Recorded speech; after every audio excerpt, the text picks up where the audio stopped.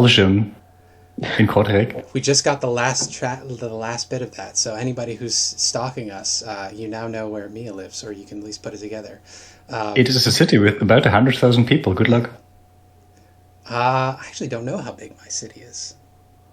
It's pretty big. Do not live Canada, in so I'm Sydney, expecting Australia. I'm either expecting small village with like 5,000 people or like 10 people, or a city that is so enormously huge that you cannot really fathom it with how big it is. I think Like New York, and then you look and it's like 10 million people or something, and you're like, what, how, where? Well, Toronto like has half the a population country. of like a lot of European countries. But we're playing D&D now. We're not shooting the shit. Hi, this is Dice Fables to Annihilation. I'm Spencer, they, them, your Dungeon Master. Today we're playing session 34, or 35, sorry, which I tentatively titled Gone to Shrining, but as titling them tentatively has freaked some people out, I won't do that anymore. I'll go back to putting ominous question marks. Joining me today, we have Mia. Mia, why don't you tell me about who you are playing today? Hello, I'm Mia, she, her, playing Lith, our beloved, definitely not a bad person, Succubus, also she, her. Mm-hmm. Like my character, I'm single now, so wink. Well, following up on Mia, we have Abby. Abby, tell me about who you're playing today. I'm playing Elspeth, she, her. She is... Also single, by the way. The character. Yeah. Yeah. Not having a good time. Sometimes having a good time. I feel like Elspeth's in a monogamous relationship with herself, and everybody else is just sort of a Yeah. side piece. I mean, no one can handle that. Well, following up, next on my screen on Discord, is Riley. Riley, tell me about who you're playing today. Riley, he, him, and playing Sven. They, them. They are not quite as angry as usual? Question mark. That is all. Yeah, and then always last on my Discord chat, for whatever reason, is Yusuf /guy It's because he's the cis guy, so yeah. he has to come last. Our token cis guy, our token straight guy, our token racial minority. Tell me, Nice guys finish Egypt. last. Exactly. Tell me, nice guy from Egypt, the land down under, which is what Egypt is now. Who are you playing today? But That was a lot. Yeah, I'm sorry. my brain. I'm woken from my million-year sleep. Egypt versus with Australia. Okay. Oh man, could I'm you playing imagine Olaf, Australia? the Artificer. He's flip-flopping between absolutely driven mad by the circumstances he's in to just being completely level-headed, definitely. And also just adopted a child. Yes, That child If is there's a dead. legal process in Baldur's Gate we can do, it's happening. exactly. I want a session for 4 hours, Spencer, where we have to actually fill out documents that you've prepared That in is, advance. funny enough, literally my plan for the one-shot follow-up to the Curse of Strahd game. Basically. Paperwork? Amazing. Yeah. Abby's character adopts Mia's character from the last game so that Mia's character can escape the eternal damnation Yeah. put upon her species, her lineage by Asmodeus as the sacrifice to keep the Blood War trapped into Avernus and what layer of the Abyss? I don't remember. But basically, Most of the layers. something blood war, something. basically the Blood Suffer War for isn't eternity. everywhere. The Blood War is trapped to the Abyss and Avernus because of Asmodeus. That's what granted him greater divinity powers, and part of that sacrifice was poor Rory's lineage, and she's the last one. The last free one. The last one, the world of the living, at least. The other Wait, ones I love are the connected idea to of- little crystal batteries. The two separate parties meet in the fucking offices to adopt, like, their respective parties. Yes! Like, who the fuck are these guys? They look so weird. Asmodeus Except overseas. we know some of them. Yep. We know their daughter. Well, that all being said, that was last game. You knew We're her playing daughter. She's a this bit dead game. at the moment. So why don't we talk about this game? You could tell me what's going on in this game, what your characters are doing. Oh, I should also, What? I have a DMPC. I shouldn't We introduce my met DMPC. people. I'm gonna introduce my DMPC because she's been around long enough. I feel like I am playing Princess Moaxanre. Everyone else. Last name I forgot, but yes, also everyone else.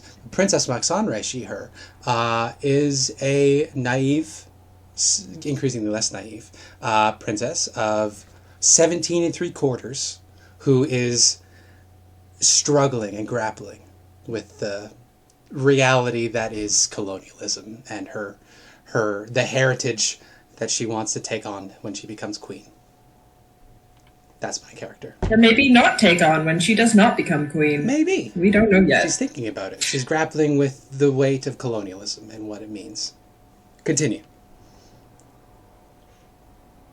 Yes, you may be a princess, but your kingdom was stolen from another people. Do you really want to be part of that? I am a princess, and my kingdom was stolen by other people, and I have inherited it, and I have to do something with it. I don't self-insert with my characters. Don't at me. My favorite self-insert PC is a trans woman. That's definitely not an eggshell. Yeah. Move on. Yeah, can't be. Can't be, not me. Hey man, I explored gender through my characters. I think you're allowed to do the same thing, even though you're the DM. Not me having panic attacks as I discovered that the discomfort I've been feeling this whole time actually is dysphoria, but continue. Yeah! Continue. Recap. Gender, weird soup. We met up. We had a fight with some gargoyles, and we met up with the Company of the Yellow Banner, which is another group of adventuring peoples, namely including some people that are relevant to my backstory and Sven's. They were also joined by Dragonbait and a guy who I can't remember the name of, who carries the Ring of Winter, Artificer. Yeah. Oh, also the primordial that is in the ring, I remember what it was called. It's Cryonax, which is the most on-brand name ever. I love WotC, just... Anyway, continue. Yes. Cryonax. Yeah, we spent a lot of time talking to them. We decided that we would head off separately to deal with the different shrines in this area so that we can access the Tomb of the Nine Gods. And maybe deal with Rasnisi along the way. That is correct. Yeah. Let's see. I'm sorting my token folder here. It is day 40. You guys did eventually, finally, after a very long time, take a long rest. But you were interrupted in that rest because you have entered the lair of the Sown Sisters, or at least the outer shell of the lair of the Sown Sisters, who would seem to make their home in the Tomb of Nine Gods alongside Asarak, the Archlich. So I can't believe we are in a fucking hags area for the second time, and it's not the same hag. Hey, I love hags, okay? These ones are night hags, so they're much scarier than a green hag that I souped up and still died in like 3 hits. Yeah, the solo hag's not very scary. There's like this weird point where it sometimes appears where it's like, hey, you're fighting these hags. By the way, this one has chain lightning. Enjoy. Yeah. Oh, you're dead. I did soup up these hags, so they are slightly more dangerous. Oh, weirdly enough, it didn't affect their CR. I did all the calculations, and though I souped them up a bit, it did not affect their CR, so CR is weirdly swingy. Anyway, that CR being makes said, no sense. it is nighttime. What I would like everyone to do, the 4 of you could please give me wisdom saving throws to see which of you, if any, is vulnerable enough to become the target of a Sown Sister. The DC for this is 15, because this is a coven ability of theirs, so their save is slightly higher. So, sorry, wisdom? A wisdom saving I throw, remember. yes. The DC is 15, because that is their coven saving throw, because they use their CR. Same as last time. Same as Their fucking proficiency last is slightly Same higher. fail. Okay. So will I everybody- manage the thing where I am the only one passing again? Nope, everyone. Everybody's Everyone's vulnerable to this. Okay, so now I got to choose, because they only get 3 of these. I think they're... fucked. Last time Lith managed to say it. Just saying. Yeah. They're mostly scared about you guys. They would be coming around midnight. Who has second watch? I believe. I think Elspeth, actually. Elspeth? So Ellie, roll that Yeah, again and take the that's higher the first result, one. because you would have been Alright. you might have been awake for this. Awake? Well, that doesn't narrow it down at all.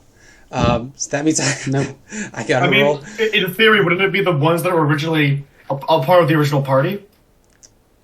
Because I guess we that saw would make Lucia sense. die, and they That's predicted true. that Lucia would be alive. That's true. Oh, I guess, yeah, right. They decided they thought yeah. that Lucia would be the one Yeah. that would fuck it up, so they So I wanted guess- her dead, and they managed Yeah. to. I guess they wouldn't be fucking with Sven or what's her face? Lith? Because you're new, you're strangers. They're not too. I mean, worried. maybe they would.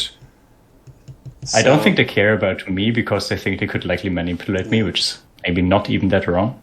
Olaf and Elspeth it is then, and I guess this might kill Nare, but they're gonna grab Nare. Okay. So Don't kill the girlie. Don't do it. Don't do Olaf, it. Guy, roll me a d6. We'll see which son sister grabs you. I could do it with D3. D6. Oh wait, there's more than 3. No, I divided by 6.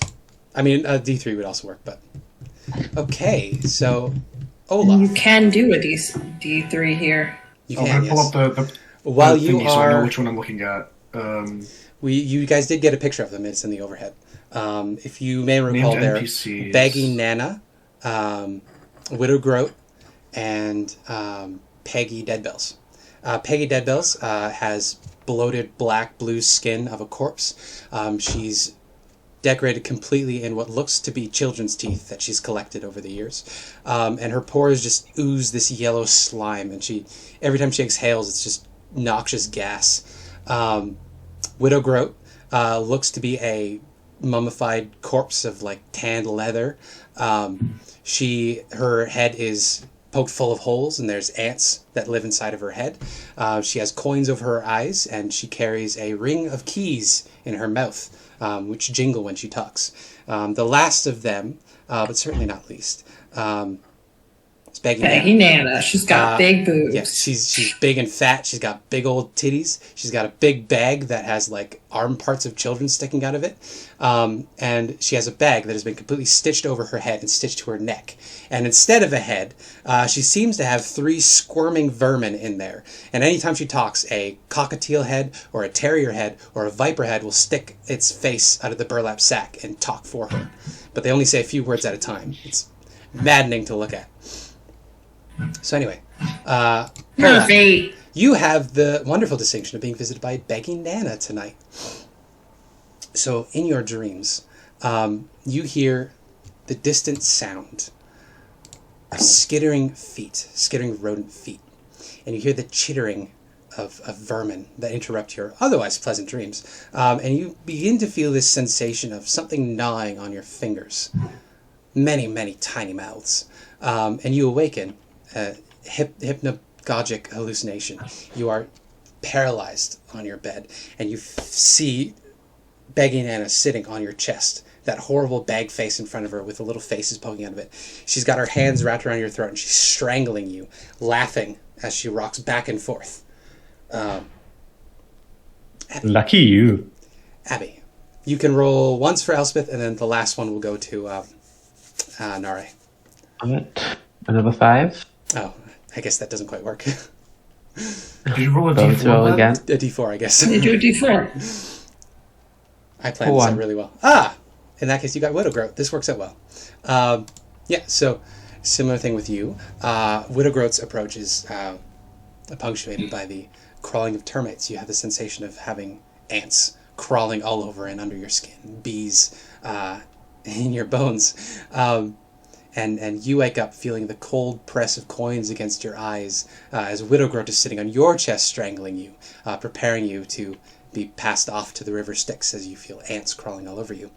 Mike Sanre has a similar experience, but she gets to see Peggy Deadbells. But as she's an NPC, I'll leave that for me. The rest of you, though, have a chance to deal with this, because this has to last. This hypnagogic hallucination has to last for an hour to take effect. So there's a chance. This would happen right after Elspeth's watch, so Sven would be awake. No, Okay. Sven was first. It's Lith's. Lith is third. Oh, Lith, not. No, Oh, Sven is watch first. voice. Yes, yes, yes. Yeah, this is third watch.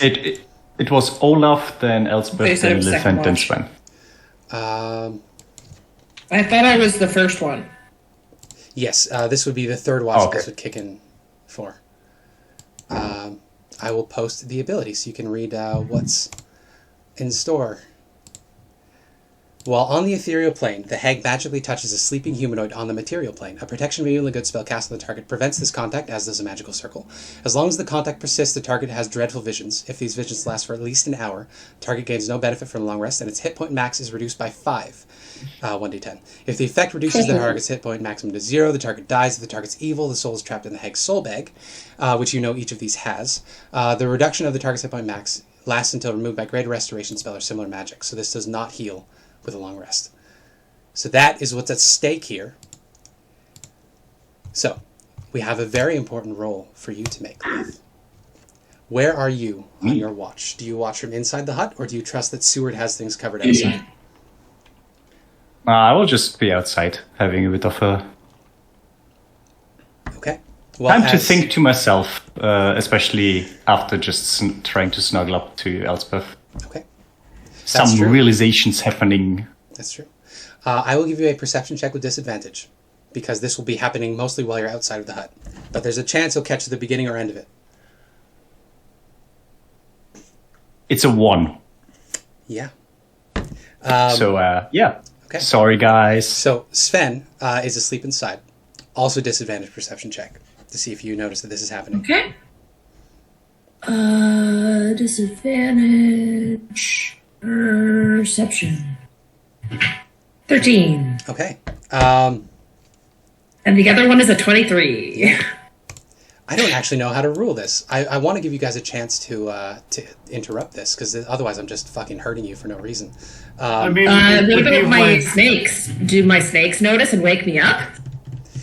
I don't know if snakes would be smart enough. They have an intelligence of like 4. I don't know if they'd be smart enough to figure out that something's wrong. Did you stat out Yorm? Yes, actually, I shared it with you. It's a giant poisonous snake, but I took away the constrict ability and gave it a fly ability instead. Okay. Also, I lessened the hit points to Fenrir- 45 I over guess 50. It's Yorm, Fenrir's not also your there? man. Oh. Sorry, I'll fix that. Yes. That's okay. What were you saying, Guy? I guess Fenrir's also there, but to be fair, like, the most Olaf could do if he's experiencing sleep paralysis, I've never experienced it, is possibly, like, gritting his teeth. Exactly. There's not much you can do, but if Like somebody else grinding his notices, they should be able to intervene. Yeah, that's what I mean. Like, Yeah, that's the only thing you can really because, notice, like, the Fenrir sound doesn't of sleep. grinding teeth. That's true. Fenrir doesn't sleep. So let's get one from Fenrir. Fenrir will definitely notice it's happening. Fenrir, however, I don't know if Fenrir would recognize, because Fenrir doesn't sleep, what a nightmare is.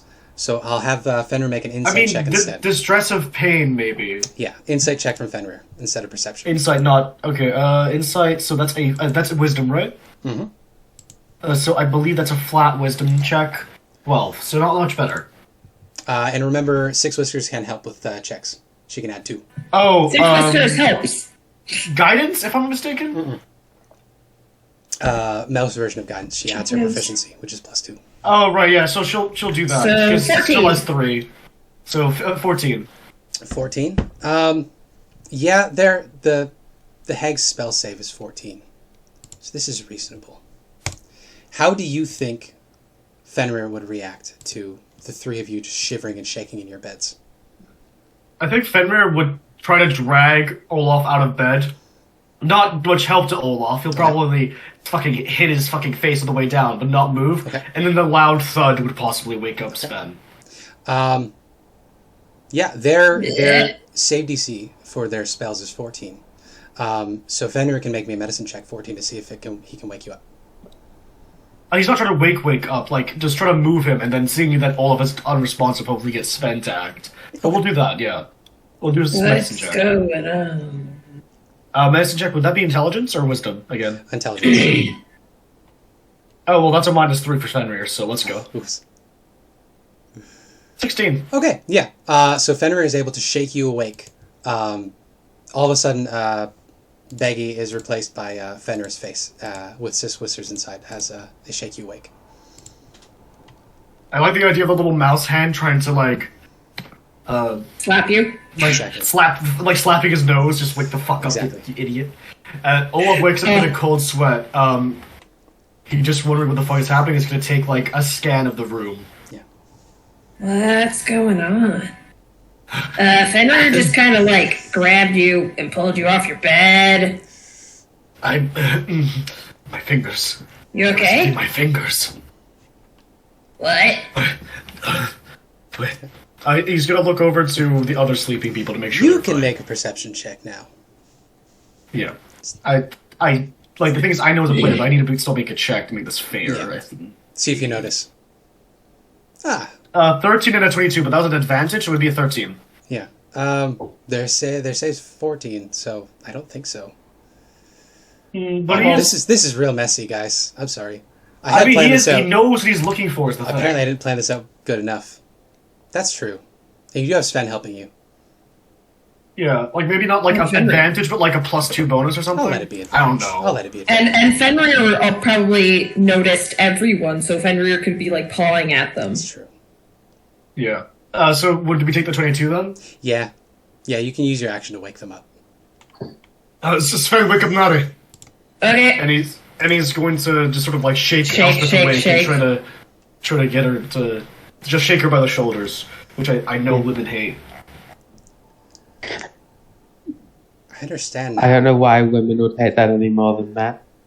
I don't know. Apparently, it's a thing. But anyways, yeah. Olaf just tries to shake Elspeth awake. Probably see Similar the thing. squint and distress in her face. Yeah, similar thing. Widow Groat's face is suddenly replaced with Olaf's as he shakes you awake.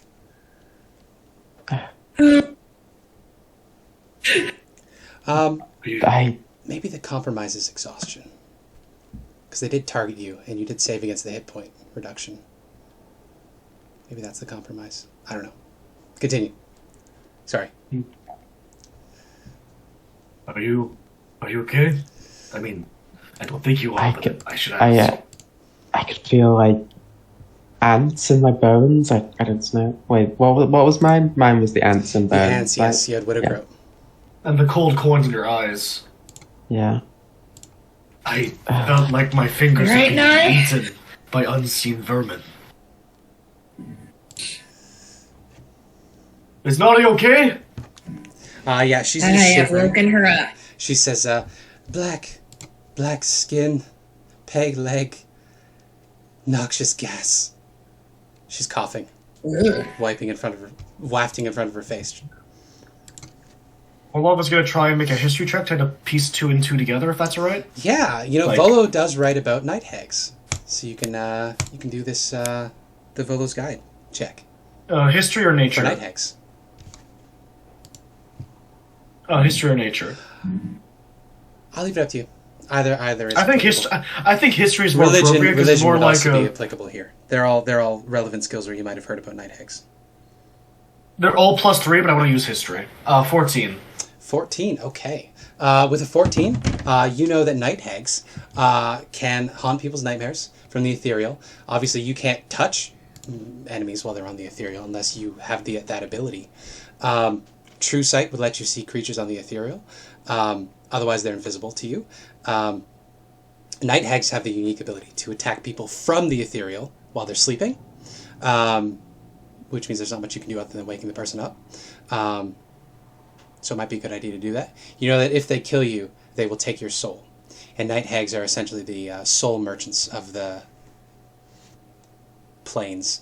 They're from Hades, but they're the ones that actually create soul coins. And amongst other things.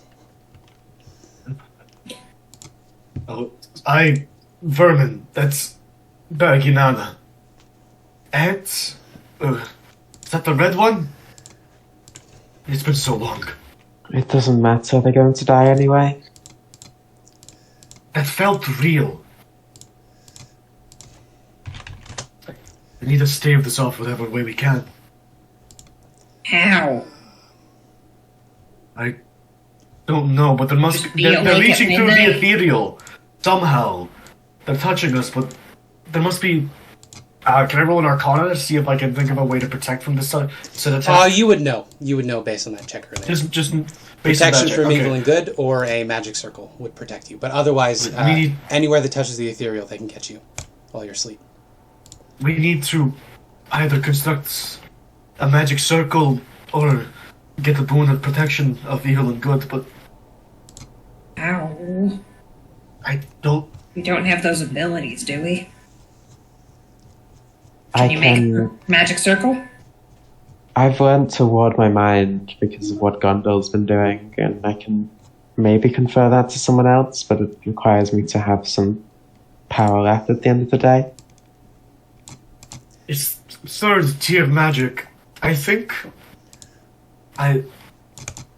Would I know which spell lists have magic circle? Yeah, I will tell you that in a second. Magic Circle is definitely a wizard. I think sorcerers can also do it. I know what it is. I just want to know if Olaf knows what it is, basically. Magic Circle. It's Cleric, Paladin, is Warlock, and Wizard. Third level, yes. Cleric, Paladin, Warlock, Wizard. So you should be able to cast it as an artificer. I don't have third level magic yet. You shall be able to cast it eventually. I think I get it at like 10th level. It's fucked. I have to think of a new spell because Elspeth already reflamed the fucking fireball. Mm-hmm. There's no way to share this Volo's Guide to Monsters entry on Hags, but Volo's Guide to Monsters does have a Hag entry that is very helpful, and I'm looking at it in the compendium and I can't share it. I don't know. That's frustrating. Do you screenshot it or? I could do that, yes. I just wish I could just drag it and add it to the journal like I do every other file, but no, the lore documents I can't just copy paste. Anyway, I'll do that later. Damn it, wizards! I'll do that later. Basically, Hags are bad. This is not run by wizards. Oh yeah, this is Roll20. Anyway, we're pointless. Hags are the antithesis of good. Like, they originate from the Fae. Like everything Fae. They are a heightened version of whatever a thing is in the real world. So, for Suli things, that means mothers in the Suli are exuberant maternal beings of extreme generosity and kindness and succor, whereas unseelie Fae are the opposite of that. They're in the inversion of everything maternal. Night Hags specifically are that dialed up to 11 because they're from Hades, the Grey Waste, which is the evilest of evil. Evil that is so evil it is not defined by law or chaos. It is the very bottom of the multiverse, the Great Wheel, once called the negative energy plane. It is where the worst of the worst things come from. Fun times. Mm-hmm. Really. So that's... I like people putting Hades' name in the dirt like that. Yeah. He We deserves need better. to keep an eye out from now on.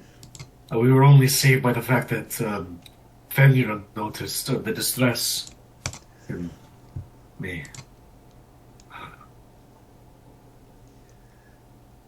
Gondor. Oh, I'm sorry. You may finish your thing, Guy, and then Gondor has something to say. That wasn't pleasant. Olaf is still trying to deal with the fact that his fingers are being eaten. Gondor will talk to you, Elspeth, once you have a quiet Yeah. moment, and she says, I have been thinking about the man called Artis and the ring. We have some time, as he is not corrupted by it yet. But I do not trust a mortal to hold it forever. You have the blood of angels, fallen though they may be. You should have that ring, but you cannot defeat him as you are now. You cannot defeat the Archlich as you are now. And you cannot defeat the Night Hags as you are now. It will take you days to reach them, days in which you will need to sleep. I can empower you further. You have already outgrown the initial gifts I gave you. I can feel the Valkyrie growing within you. You are innately resistant to lightning and thunder, whereas once I granted you those gifts, we can push things further. But I will need blood. Blood.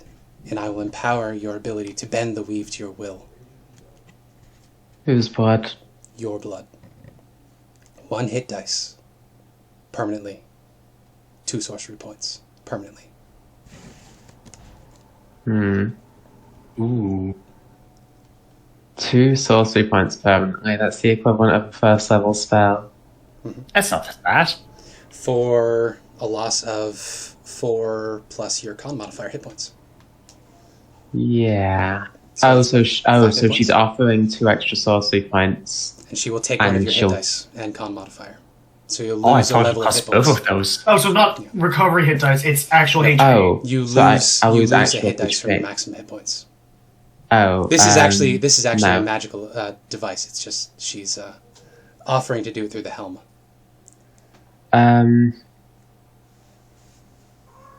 That would take me down. Yeah, 11 hit points. No, not 11. No, That sounds like it's a lot. average, Unless you right? have like a 8. massive That column. would take me down 8 hit points. So that essentially be what I was at level 5, right?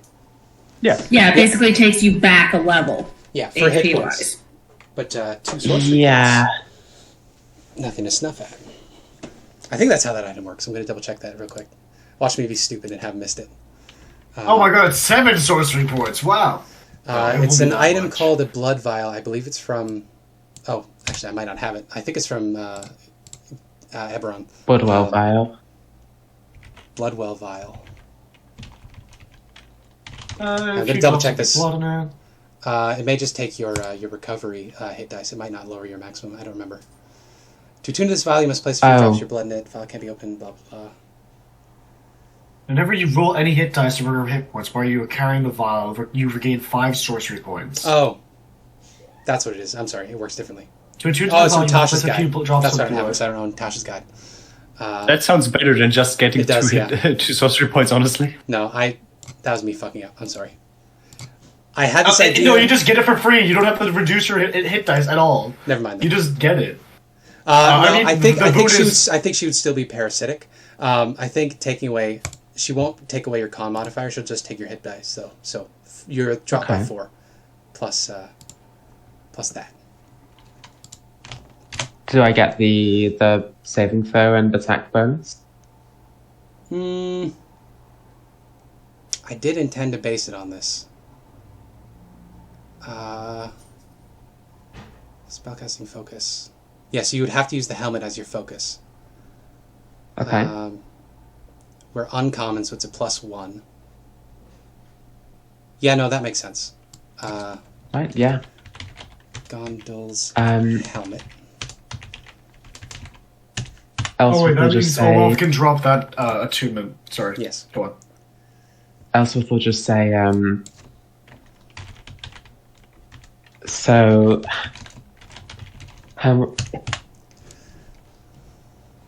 I think you're right about defeating Asira. I think I will accept. Okay. She says, so it is. Now you bleed 1 hit dice worth. So 1/6 of your body's blood into the helmet, which will then become empowered by that blood. It begins glowing with holy Valkyrie energy from Bitopia. I mean to do that. And yeah. Now your save DC goes up by 1. Your spell attack rolls go up by 1. And when you roll hit dice to recover hit points on a short rest, you get 5 sorcery points back. That's pretty good. As That's opposed to definitely whatever worth you it. Very good. What did you pay for it now? 1 hit dice. 4 maximum hit points. Okay. Only the and maximum, not the common. And I lose a hit dice, so I have 5 instead of 6. That's a pretty damn good deal. Is Cloak of the Match pretty good? If you're in water, yeah. See, I spent all last night statting out the Night Hags, the Stone Sisters, and statting out their beefed up coven. I forgot, and I also statted out the Staff of the Feathered Serpent. I forgot to stat out the new helmet, and that's the one that people had questions about. So, you know how it I'm works. sorry. It's okay. That's my bad for poorly attributing my attention. You are now beefed up, and yeah, Beefy. the resistance to thunder and lightning doesn't matter anymore because Yeah. you get that as a storm sorcerer now anyway. So yeah, I believe Gondol's helmet now, you have once a day you can do tongues or comprehend languages, your choice. And she's granted you the additional sorcery points, as well as the save DC, and the +1 AC when you're wearing it. Nice. So there you go. As long as you're wearing the helmet, your AC goes up by 1, and your DCs go up by 1. Wait, I think the enhanced arcane focus still works. Because Abby just needs to hold it. It's not a focus. And it says, while holding this item, you get a +1, so I can still keep it. That's fucking hilarious. But you need to wear it. It's a helmet. To get the protection and the powers, you need to wear the helmet. That's the point. Oh, what I'm saying is that the dagger that Olaf gave Elspeth still works. Oh, that's right. It's just like hold it and you get a +1. It doesn't say it's a focus. It's great. It doesn't say you have to use it as a focus. It just rules as written. It says while holding this item, the creature gains +1 bonus to attack spell rolls. In addition, the creature ignores half cover while making a spell attack.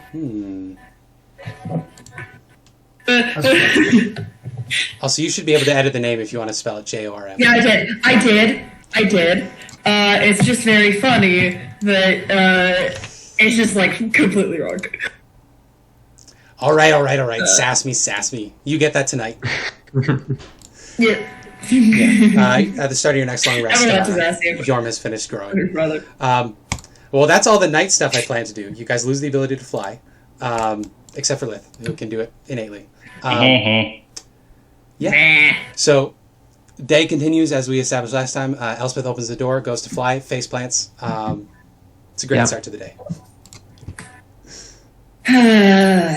I think at the end of Liz's watch, she's just sitting outside, enjoying the cold air, looking at her little vial that she has. And she just looks at whoever is coming out. It's like, you look like shit. I think the last one was Olaf. Olaf was Sven. One of Olaf has been awake for a while, I think, because he did the final watch in the morning. Yeah, the last 2 hours is Olaf's. Yeah. He wasn't able to do anything to Lith's chain, was he? Do you have materials to craft a new magic item? He'd have to have gems. I'm gonna just check party loot. You need to give her a common boost to her magic item. That would be 500 to 1,000. No, 50 to 500 gold pieces of precious materials. Uncommon is 1,000 to 5,000, I think, and then it goes up from there quite substantially. So what's the uncommon dice? So common would, I think, just be the equivalent of a +1 or a D4, either or, and then uncommon would be like 2D4 or D6 and a +2, I think, for uncommon. So it's up to you. Okay. What sort of additions? What are you thinking for Lith's magical whip? What do you want to beef it up with? And I thought we were just going to go for the additional elemental damage as usual, but if we could go for... I don't know. I'm thinking. You're thinking? Okay. We can always come back and do this tomorrow. Ooh. If you don't have something off the top of your head. If you just maybe Olaf is still struggling with the idea, because how the fuck am I supposed to put runes on several pieces of interlocking steel? That's not one piece. If you just want to have it do 1d4 elemental damage, or impose a condition on a hit with a save, that would be a common, so you'd need about probably 500 gold pieces worth of precious materials. I said I think gemstones, 2d4 would be the ideal. Anything, really. So it could just be gold amounts, or... Precious materials. You can't just use gold coins. That's not fun. Fair. I mean, we got a lot of different coins and gems from the... We've got a bunch of Aasimar and the gemstones. Dragonborn. Let's do. You do have a shit attach ton of... it to... Yeah, and you got a shit ton of ingots from the vault. Yeah. Yeah, If okay. it was like gemstones, you could like attach it to the hilt, like a pommel. Okay. I'm thinking... My idea Yeah, so what do you want it to be? You know how, like, Japanese swords, like, it's different types of steel, like rigid steel, I think it's rigid steel for this blade, and then soft steel for the edge of the blade? Yep. Like, the body of the blade? I think it's sort of similar sort of thing, where he's going to make it into adamantine for all the bladed parts of the whip. Or if it's not bladed, it's now is bladed. Bladed whip sounds good. Okay. Magic items. Let's see what the equivalent would be. Items. We have... Is that flame tongue? Why can't I see +1 weapons? Flame tongue's rare. Flame tongue is uncommon? 2d6. Yeah, flame tongue is also broken as fuck. I'm not going to let you make her a flame tongue dagger, a sword, or whip. I also thought the idea of it being able to like 2d4 a instead of collapsing 2d6. blade. Wait, Like, wasn't the original one that it is just 1d6 or 1d8 extra damage once per turn? Yeah, I did not stat that out properly.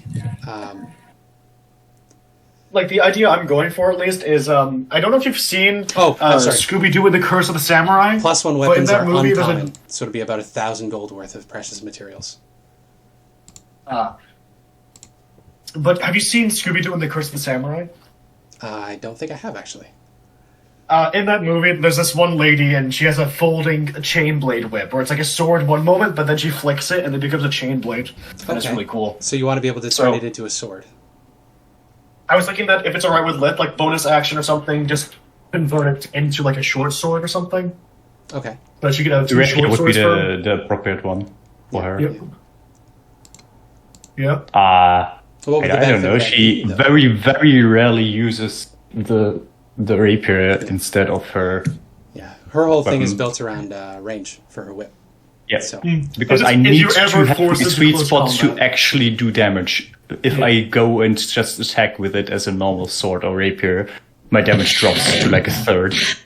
That But is yes, the I main think reason. just 2d4 elemental damage, I think. Would that be cool? the only maybe The like- whip's D6. Or hear me out. It has the chance of invoking blindness. That could be cool. Okay. Like I'm slash out wondering the what eyes. would be the fitting status for Lith. Because I'm like thinking. Mine like, kind of doesn't make sense. I think Perhaps the poison condition, but in pain, because it inflicts enough pain that gives you disadvantage for a round on your attacks and ability rolls. And if you could call I it like that. whiplash. The whiplash. I Okay. Whip of the Hells. It could be stunned even. Okay. That's very, very strong though.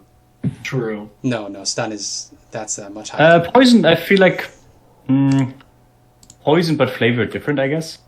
Yeah. So disadvantage on, I think poison basically gives disadvantage on everything. Yeah. For a turn. Yeah, for turn until my next turn, I guess. And what's your Leave it save then. DC right now, Olaf?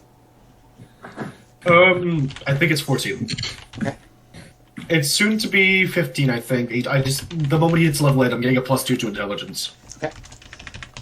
So knock off 1,000 gold worth of precious materials. Okay, I'll start deducting it from the party loot. So it's the poison effect instead of bonus damage, right? I'm Oh. typing it out right now. This enchanted whip deals. You still want the elemental damage on top of that? I would love how much would that damage be? on top of that. I don't know. If we're adding extra damage to it, it should be a recharge. The base damage of the whip is a D6. Yeah. D4 fire, I could see that. Depending on, I feel like the poison thing is already very strong. So if we do damage, it should be That's like true. a D4 or D6 once per turn. I think that's what the other ones were, where it was you can smack something with it and use the charge, but then you can't do the bonus damage again. For Well, the if we turn, give it a right? save, it would make more sense if they have to save against it. And if they fail, then they take the 1d4 poison damage and they're poisoned for a round. Actually, yeah, that sounds good. Okay. Would it be and it would Olaf's save bypass- because Olaf casts yeah, the runes, Olaf- or my Olaf, save because yeah. I use it? So the save Okay. would be 14. And it would bypass poison resistance because it's only Pain and not poison. Pain, It's not flavored as poison, but it's Yeah. different. When you hit with this enchanted whip, the target must succeed on a DC 14 Constitution saving throw, or suffer an additional 1d4 poison damage, and be poisoned until the start of your next turn. What a nerd. This poison bypasses resistance to poison. There. That probably is the equivalent of an uncommon bonus because it bypasses resistance to poison, which is 230. pretty good. Not much things can give poison, but for some reason, poison is not considered really, really good according to the game devs. I think it's really good. Well, a lot of monsters have poison resistance, which makes it kind of shitty. Not a lot of players have poison resistance, which is why a lot of monsters have poison damage. We want to share this with all players. We want to edit by all players. I'm out 590 changes into the currency, basically. There you go. Put that into magic items. There you go. And yeah, if you want to give, you can't stack enchantments, but if you want to take that one off, you can give her a different one later for equivalent magic treasure value. Yeah, I'm trying to just make up the treasure value right now. Okay. Well, that took us an hour of me stumbling and fumbling through jury rigging. It's okay. It's the morning. You come outside. You can see that Devlin is looking like shit. Oh, darling. How was the night? He says he great. looks pretty proud, and he says, I think I had a pretty good night, actually. It's always worth it. This will be the company of the Yellow Banner, and I'll turn it upside down. They're bigger than you, because they're better. No. The dragon I heard. Pretty cool. It was con save, right? Yes, con save. DC 14. Okay, I've got the 620 worth of gems and treasures. I felt like we had more. You spent quite a bit building the swords and the hammer. We also had a lot of precious metals that were not just coinage from the Rakamara. Yeah, could I guess make up the rest of it with that equivalent worth of adamantine? Yeah, you can knock that out of there. How much is each ingot of adamantine worth for this? I think it was 10 gold pieces per part of adamantine. I think that's what I said. Ooh, I'm gonna run up quickly. Adamantine armor. Oh, no. Adamantine ingots.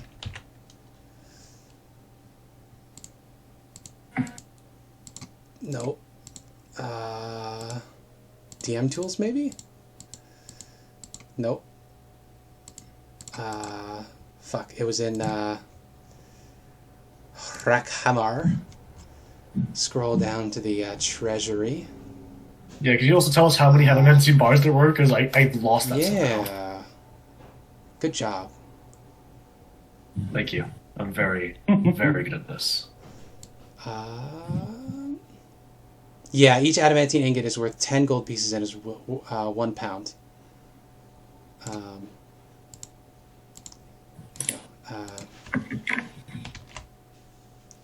There you go. Ignore the thing about City. I cut her from the NPC list because I had too many albino dwarfs.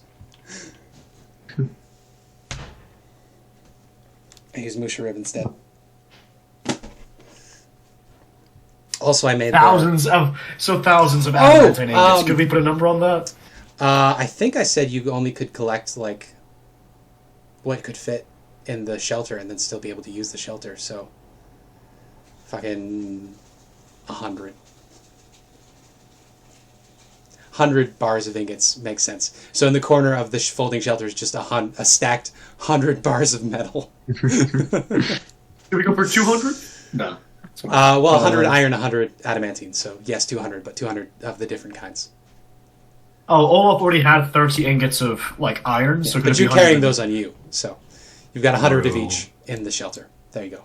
Okay, so he has to make up the rest, which is... you need to roll a con save for Morden's Gauntlet, because you're still cursed. You could become a dwarf today. Well, no, it'd be beard first. Beard first, yes. The dwarfening.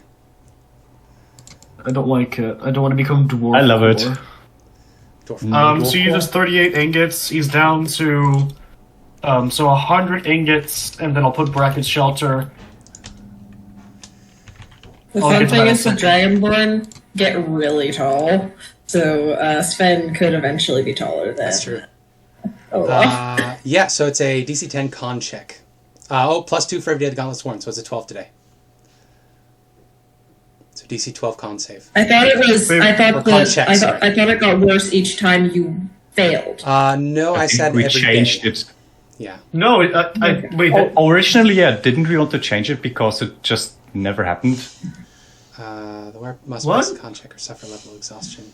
Con check starts at 10, raises 2 for every day the gauntlet's worn. The idea being that a dwarf can put it on, do some magic, take the glove off, and then they don't suffer any ill effects.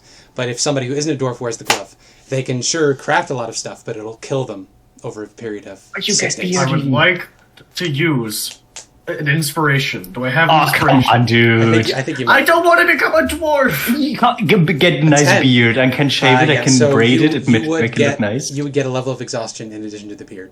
So it might I be, don't want a level of exhaustion. might be worth it. Do I have an inspiration? I don't remember. You should be tracking these things. You can have I 90 should. You not. used it up last time, actually, because I remember you using Yeah, it very I guess I frequently have a level of recently. exhaustion. Okay. Just put a little counter on your character sheet for it. Yeah, I have a little inspiration counter for the usable resources. So with that, you watch as Olaf comes back in, hands Lith the whip, and then all of a sudden his face starts scratching, and then he erupts with this massive, thick, curly black beard. Just erupts from his face. Why is it black? Because dwarves have dark hair. There are no blonde dwarves. I give you this short, surprised look, followed by like a little sparkle. Can I do your beard? Just braid it. I just don't want it to be in the way today. Oh, don't worry about that. Darling, it's gonna be great. You're gonna look fabulous. There's plenty of light-haired dwarves. That's true. I guess it can Redhead be blonde. dwarves are like. I mean, he's not like blonde blonde. He's more sandy blonde. So he has a I still darker picture color. Olaf as Shane Top, so a sandy-colored, big, curly, sandy-colored beard. Oh no! Does Olaf not give like the most Shane Top energy? Like if Olaf knew about Lady Domitresk, he would be totally into it. I mean, I need to ask her how she got the talents. Exactly, right? He would offer to make her new talents out of adamantine. Olaf, Can why are make you you probably your the claws bad look guy? better. Fine. Yeah. I probably Olaf just suddenly erupts with the beard. You can immediately see just the bags in his eyes form, Yeah. and he just goes, I need to get this gauntlet off or chop off my arm. Oh, sweetheart, you look fabulous with the beard. And we're gonna While make it Lith even is better. braiding his beard in the morning, he's gonna start making some metal, like, beads, like, to hold it together, Okay. like the dwarves have. She is going all out. You are getting the Asmodeus treatment, my dude. So you get like some feel like nice Olaf trimming on the spots himself side. You halfway get some through. beard oil like rubbed in there. You get some beard wax. She forms you a very nice curled up mustache and then like a nice braid. It looks amazing. that's So the person is immediately like, hold up, I don't 100% want the beard. actual Asmodeus treatment, uncurl my mustache. No, guess we can go for like a go over thing. Yeah, sure. She makes it into one that just goes down the side. It becomes part of the bigger one. Okay, beautiful. Well, as I'm Olaf telling is you, all fancied up, handlebars would look really good. as Olaf is all fancied up, what would you guys like to do? Also, this whip Um, is really nice. Thank you. What do I do? I'm going to die as a dwarf, aren't I? I think Sven is experimenting with Yorm. Nice. Just kind of turning her into and out of. Yeah, she's just a tiny little twig right now, but Yeah. she's growing real fast. It's a real Loki situation.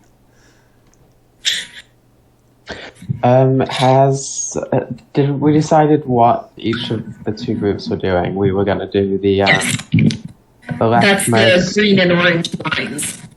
Yes. So I believe you guys were going to do the green one, and then you were going to let the company No, we take wanted the to orange one. do. We were going to do the orange one because we Okay. wanted to head. They didn't want to head by the King of Feathers, but I do. Fair enough. That's doable, yeah.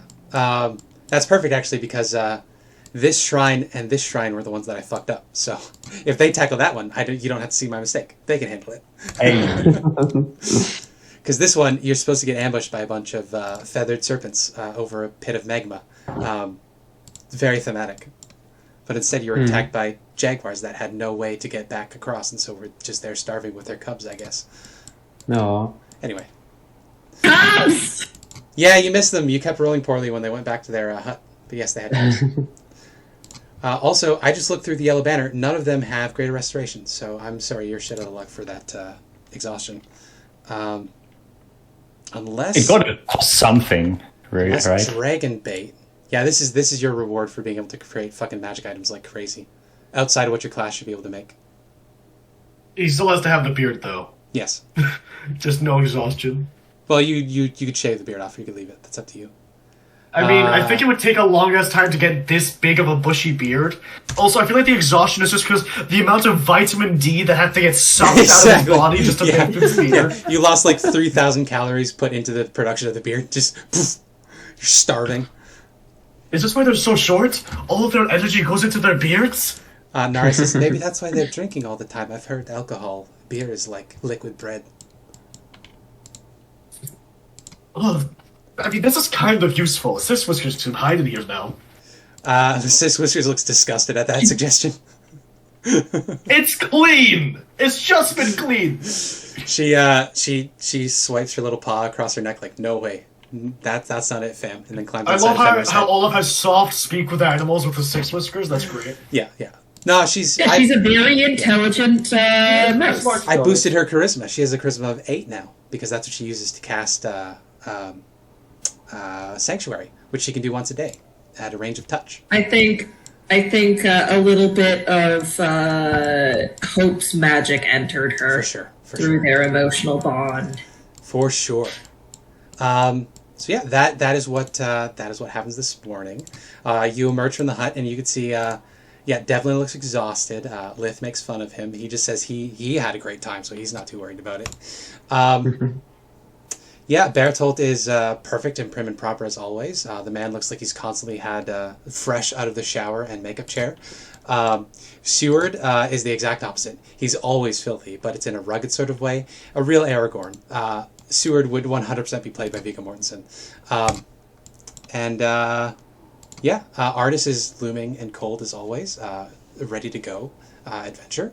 And Dragonbait is just sort of wafting out the smell of sandalwood as he is just generally content with the situation.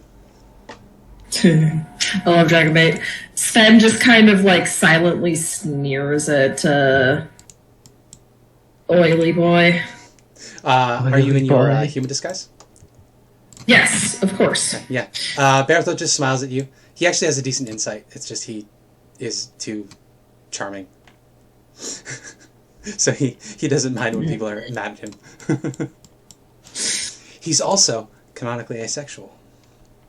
I don't know if it's canonically. He's canonically in our game asexual. Because I feel like high charisma characters should be asexual. It's funnier. Yeah. But yes, he just sort of smiles at you. Figures you'll let him know if your anger is something that he can fix. He trusts you to be emotionally mature as he continues. I'm not. I'm a child. I know, but he's too good of a person to demand. Yeah, you can see ominously right next to your folding shelter is that giant's glaive, point first in the ground, surrounded by charred bones. We'd like to inspect the workmanship. I believe you did yesterday. You can absolutely come at it with 2 new eyes if you'd like. Oh, I should roll for. Also, it was from a distance before. Oh, and we know who my grandmother is now. Lith does. Olaf does not. I don't believe Lith has told anybody. Wait, why does Lith now? Wasn't it Seward, Olaf? Seward told Lith last night that they killed one of Imrit's children. Quote. So you probably could have put it together. Wait, did Sven say? Check about it. Sven talked about Olaf had to check about the desert drake and was like, it could be that one. I'm sorry, you're Lith correct. I should change that. Lith actually knows exactly who it is. I should change that in the recap because I fucked that up. Olaf made a check and was like, wait, is your grandmother Imerith the Desert Doom? Doom of the Desert, yes. Sven was like, I don't fucking know. Yes. Sven was like, I don't think I knew her name, but I could have. She was a big-ass dragon. Yeah. Old enough to remember the Starfallen, which is probably why she was in that particular horde. If you want some, foretelling. The Starfallen was given to Ko by her grandmother. Yeah. Or by her mother. Imirith is thousands of years old, so it would check out. Yeah.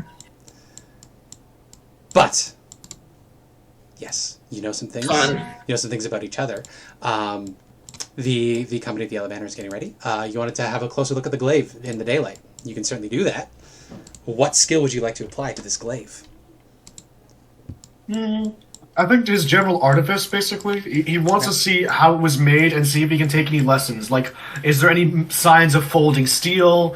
Is there any signs of specific, like, structs and layering and so on? You sure can. Give me that roll. What with? Arcana, or...? I don't know. Your artificer skill is what you're using. You can make it a tools check if you want. Then you get to add double your proficiency. Yeah, so that'll be a +9. Freaking artificers. The one thing they're good at is tools. Wow, 13. Wow, still a bad roll. It doesn't seem to have been forged.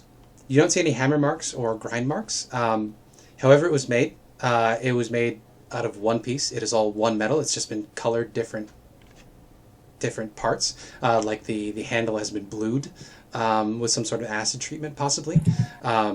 And the blade, of course, is some kind of steel. And then it's been wrapped with leather and flowing ribbons and whatnot. But as for the crafting, you can't see any signs of crafting on it. It seems to have been sprung fully formed, perhaps by magic, perhaps by other means you're not familiar with. But you know nothing further at the moment. It does not seem to be enchanted in any way. It hasn't rusted. So there might be some sort of magic on it, but it doesn't seem to be a magic weapon. And yeah, you can't, with your artificer senses, you can't tell. How long does it try and transmute a portion of the glaive? I think you might, actually, Riley. You can give me a history check. Quo's horde was pretty large, so you may have missed it. It was also in the really... And I'm trying to remember, because I'm trying to remember what was discussed during the Session 0 for Sven and whether that was part of it. I don't think I mentioned it in the Session 0, but... I vaguely remember it being mentioned. Yes. But that might have just been in, like, a description of the characters. I think... Okay, so Sven doesn't know. Ko had a lot of treasure. I don't think you would necessarily recognize the pieces of the treasure in the wild. Although, like, if somebody pointed out, hey, that's from a dragon's horde, you'd be like, wait a minute, haven't I seen that before? But no, not at a glance. I was just trying to decide whether I have a reason to specifically dislike that guy. Ghost lanterns aren't completely unheard of either. They're, I think rare magic item. So. Yeah, so I'm the only one I'm glaring at is they're not the big guy. Yes. And Bertos is oblivious, as always. That's literally one of his 3 adjectives that I wrote down for him, for his characterization. Guy, that is what you learn about the glaive. It seems to have been crafted by one piece. It does not seem to be a magical weapon, although it is sized for somebody 12 feet or larger, you would estimate. And it seems to have been crafted by some means beyond your comprehension at the moment. He's going to try and transmute a part of the blade to see if it is transmutable by his abilities. I don't think you have the ability to transmute. Oh, you do with your gloves, don't you? Your tattoo. Yeah, I don't think it would respond to you. Stone? Your ministrations. No. Also, as you're wiggling it back and forth, it doesn't seem to move at all either. It seems fixed in place. I guess polymorph into a giant might be the plan. If you really want to. I don't know, could be fun. I could make all sorts of things. Build cities, all that good stuff. True. You know, we do have somebody in the party with some insights into giants. If she wants to make the check. She could also be uninterested in this glaive. That is entirely fair. You know what? Yeah, I think she'd be a bit interested. Okay. History? Yeah. You can give me a history check. 15? So you can't pick out things about this specific glaive, obviously. But you know that there are general stories. Glaives are a weapon of serpent slaying. So giant serpents in Norse mythology, as well as Greek mythology and other mythologies of the world, sea serpents would have been destroyed, would have been slain by glaives. Very common symbol throughout the Forgotten Realms for healing is actually drawn from this, which is a serpent stabbed through with a glaive. This one particularly... That's a lot more, like, graphic than ours was, which is just the serpent wrapped around the glaive. Well, it started with being stabbed through, but people got squeamish in the Victorian era. But yes, that is what you can glean. The other thing that you can glean is this, probably stone giants, given its size. This would have been used or made for a stone giant. Okay. Which would also explain how it sprung fully formed. If a stone giant made it. I'll say to Olaf, it's just a stone giant. It's not really anything to bat an eye about. Stone giants here, though. It's interesting. And then Olaf finally turns to you and you see the beard for the first time this morning. It looks meticulous. You're not a fan? No. But you were okay with it being short before, right? Yeah, that's a bit, it's like, you know, I don't know. They get kind of gross, right? I mean, Lith tweeted it, so it should be fine, but I'm not used to it just yet. I am going to trim it the moment we get the chance, but we have a schedule to keep hold to. Although, would it have taken longer or shorter just to chop it off? God fucking damn it. I will say, as... Oh, I could have. Yeah, as Lith was trying to cut it, it immediately magically grew back to the length that it was at. You can't get out of it like that. It's the Santa Claus. No, I don't want to do! I don't want to be Tim Allen, no! Actually, no, young Tim Allen is not that far off from a Shane Top. They have a similar face shape. You're Tim Allen now. A young Tim Allen. Tool-time Tim Allen. It's funny that it just regrows automatically, but I also would have 100% not told him that he could just cut it off. Yeah. Olaf doesn't realize this. It just has like a facepalm moment. It's like, trust me, I'm going to cut it off the moment I can get this gauntlet off. Even if that means removing my arm. I feel like Elspeth is too sapphic to be dwarfcore. She's elfcore for sure. Yeah, Elspeth's not into dwarfs. I could turn into a nun-bearded Olaf for you if you wanted to. God, stop stealing my skin! That's taller and slenderer. And with pointed ears and everything. Yeah. He's only 6'4". What is this? Anyways, should we continue and get to a shrine so we can deal with some ancient ritual that is gonna annoy one of us? I will see what the weather's like today. True, yeah, you're doing that. We have a light breeze. It is 15 degrees hotter than normal, so it is... Or colder than normal, sorry. So it's actually unusually cold today, and there's no rain. So it's probably heavily overcast.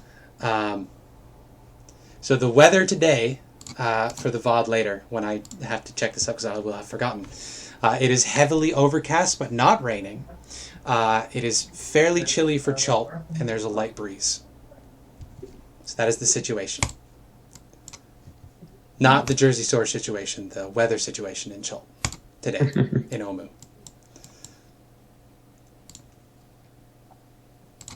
Alright. It's actually kind of pleasant. Mm-hmm. I'm suspicious of everything right now. I don't trust this. It's just weather.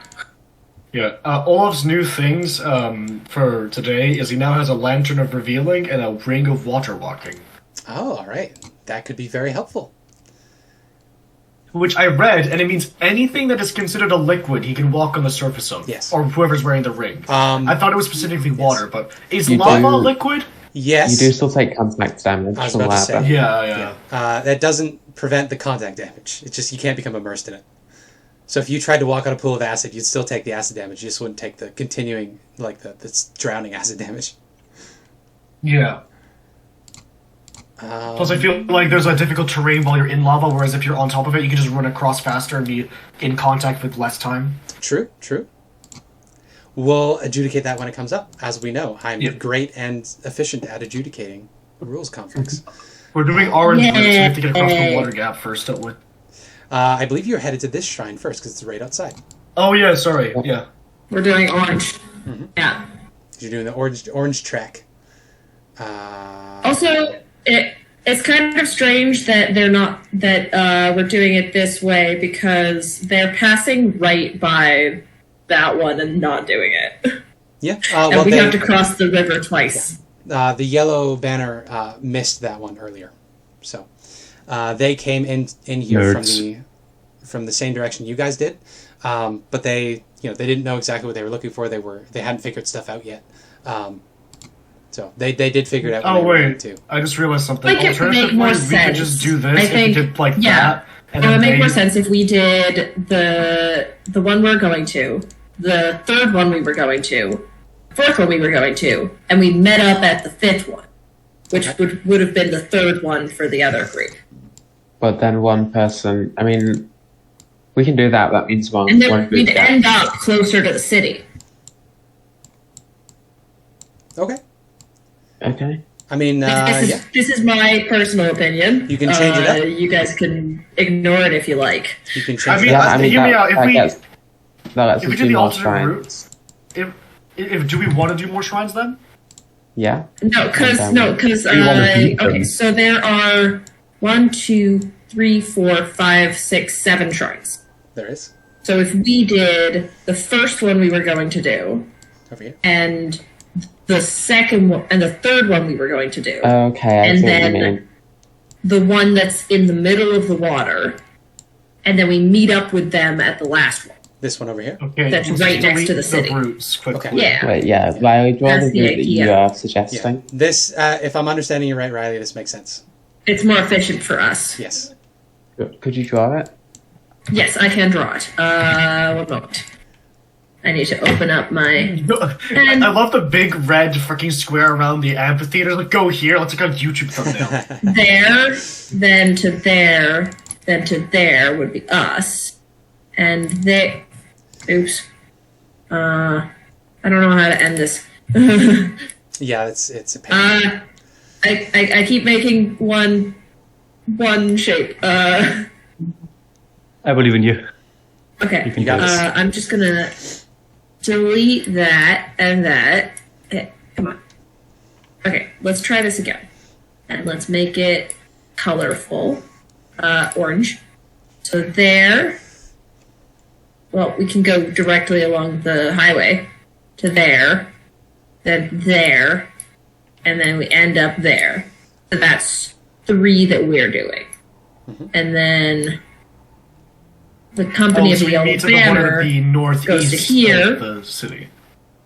Goes here, then there, and there, and then we're right next to the old city. That makes sense. You also pass right by the gladiatorial ring, which is I'm excited for. Well, yeah. But like having a portion of our travel being directly along the highway feels like it would be easier to travel. True. Very true. I don't know if that is mechanically a thing where we travel faster along the highway. It's an elevated highway, so wouldn't we be in more view? So you would be able to move faster. Normally it's 200 feet every 5 minutes. But that's, taking your time. Because you need to cut through the streets that are overgrown and collapsing. If you go along the elevated highway there, that's like fucking an hour you can get to the other side of the city, no problem. Yeah. Yeah, that sounds good. Okay, Let's go. Well, yay! The company of the Yellow Banner bids you farewell. Any parting words for them? I'll tell Devlin not to die. He says, don't die yourself, second place. Shut the fuck Stop up. being a mean cunt, you care for her. But fucking... he would say something about hey, mean we cunts. might be too rude to we say. might be slower, but we actually know what we're doing, so Bertel just smiles and waves and genuinely says, good luck, friends.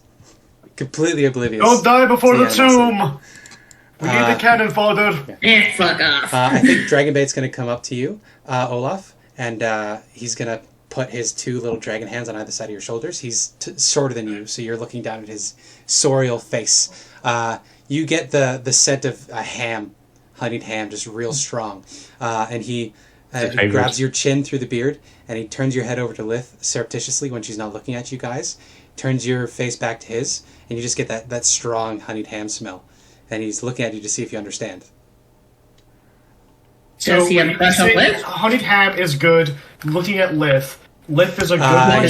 You can roll me insight check. Because you did talk with him for a little bit previously, so you might be able to put it together. The question, is this like going to be an I am Groot thing where eventually you just start understanding him completely? Well, I mean, he's traveled with artists for 200 years, and artists can understand him perfectly, so yes. 10. 10? Do you remember honeyed ham is usually when he's concerned. You can't glean any more from that, but he seems worried about something. That's what the honeyed ham smell is. Mm-hmm. So he's like looking at you. He pointed your chin towards Lith when she wasn't looking, looked back into your face, and was like, "Do you get it?" I think she also doesn't care about her disguise because the yellow banner knows it. He's anyway, gonna clasp his human meaty hand onto Dragonbait and just be like, "I'll keep an eye out for her, but I think she might be changing, if slowly." He nods, hard to read, and he's gonna tap your gauntlet real quick and give you a thumbs up. he makes a stroking motion on his face, like, nice beard. It's like, yes, this gauntlet will eventually kill me though, so I need to find out how to get rid of it. Right now it looks amazing. Yeah, you get that smell of honeyed ham again, for sure. He puts his hands up and he's like, "All right, buddy. Good luck." What? When this is all over, we need to get the drink and point nines up. Yeah, you get the smell of sandalwood again. That's positive, I'm thinking. It would seem so, yes. Contentment, perhaps. Yeah. Nice. But yes, I think those are all the interactions that we should have. Anything else we need to roll for? Olaf got bearded. Elspeth got gondled. Sven got... I got Yormd. Lith got nothing. I guess. I'm just here. Yeah, just lifting it up. Well, Lith got a whip. That's pretty good. It's a pretty good whip, to be perfectly honest. Okay, so the yellow banner moves along. Now you lot, you can no longer fly. So you have some options here. You can try to scale the wall at the back of the what's the word? Palisade, gated community here. You can try to scale the wall, or you can walk around. Up to you guys. Is it stone? It is stone, yes. Mold earth. It is about 5 feet thick. How much can you move? 1 second. Mold earth. It is a cantrip, so I'm not entirely sure. It is instantaneous. It can move a 5-foot cube of dirt or stone. Okay, that is a perfect amount. Yeah, you take one of these are they're cement. So you pull out this limestone cement block, put it to the side with your gauntlet. I'm thinking more like it begins to like extrude. Like, you know Full Metal Alchemist? You haven't seen Full Metal Alchemist. But the stone begins to extrude and becomes a tunnel, almost. A secret tunnel. And you can... Secret tunnel. And he just goes, after you. Yeah, Nare assumes that you're talking to her, and she says, "Wow, I guess that beard is worth it." And so she will climb through, assuming that you meant the princess, obviously. He's gonna look at Elspeth and just say, "This will eventually kill me. We need to get rid of this." I feel like I've said that like 3 times already, but I'm very concerned. Pushes through next. Yeah. Very good. So you arrive, like, fairly immediately. You have to walk a couple feet, but you arrive at the shrine out here, which I will describe to you. I can also bring us over to that map. The 9 shrines. Right. Load, please. There we go.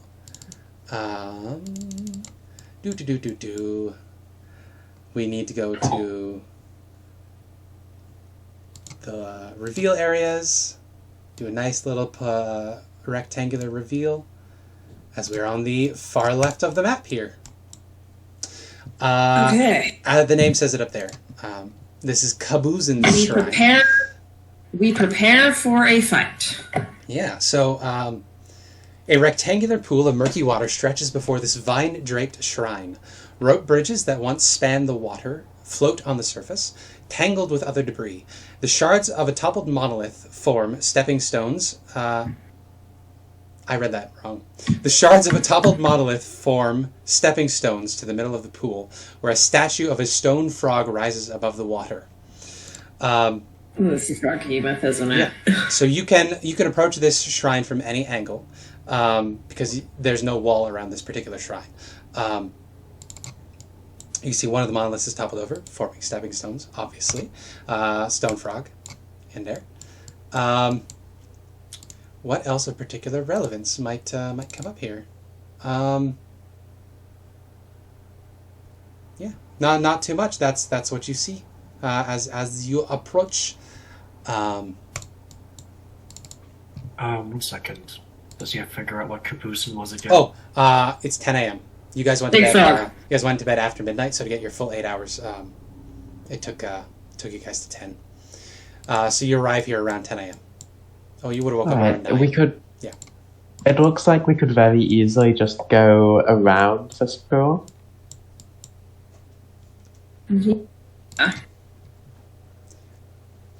But there's obviously some significance to it. Wait 1 second. Capucin's story.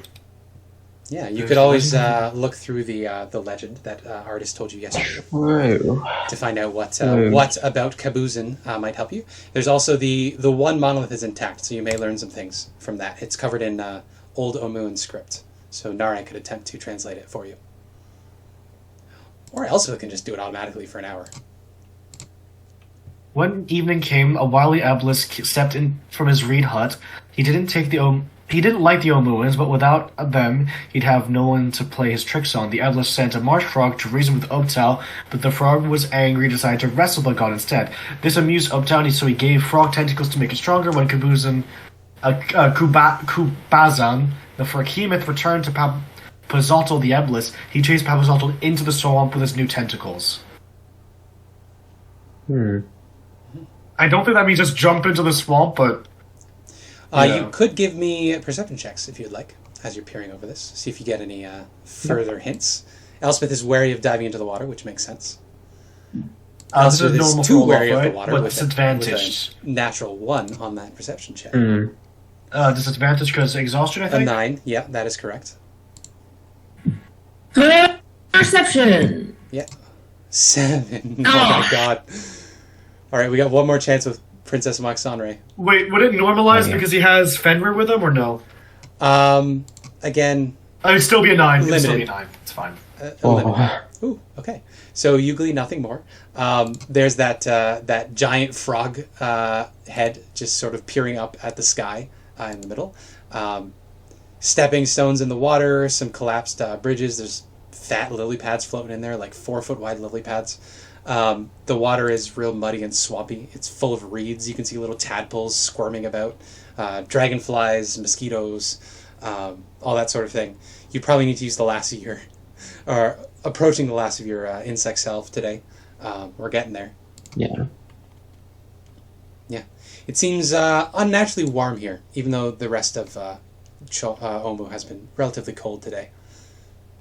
We only have one instance to go off, but I'm gonna guess there's gonna be a Froghemoth in there. Olaf is gonna try to circle round to here. Yeah, you certainly can.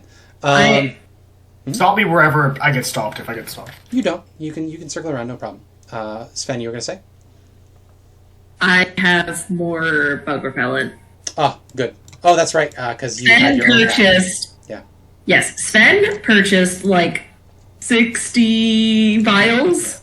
You also had So they noble still have background, 50. right? So you had a lot of money. Yeah. Okay, Olaf, you reach the area over there. You can see that there is a pair of doors, as opposed to the stone block that was in front of Kabuzin's shrine, or Shigabi's shrine.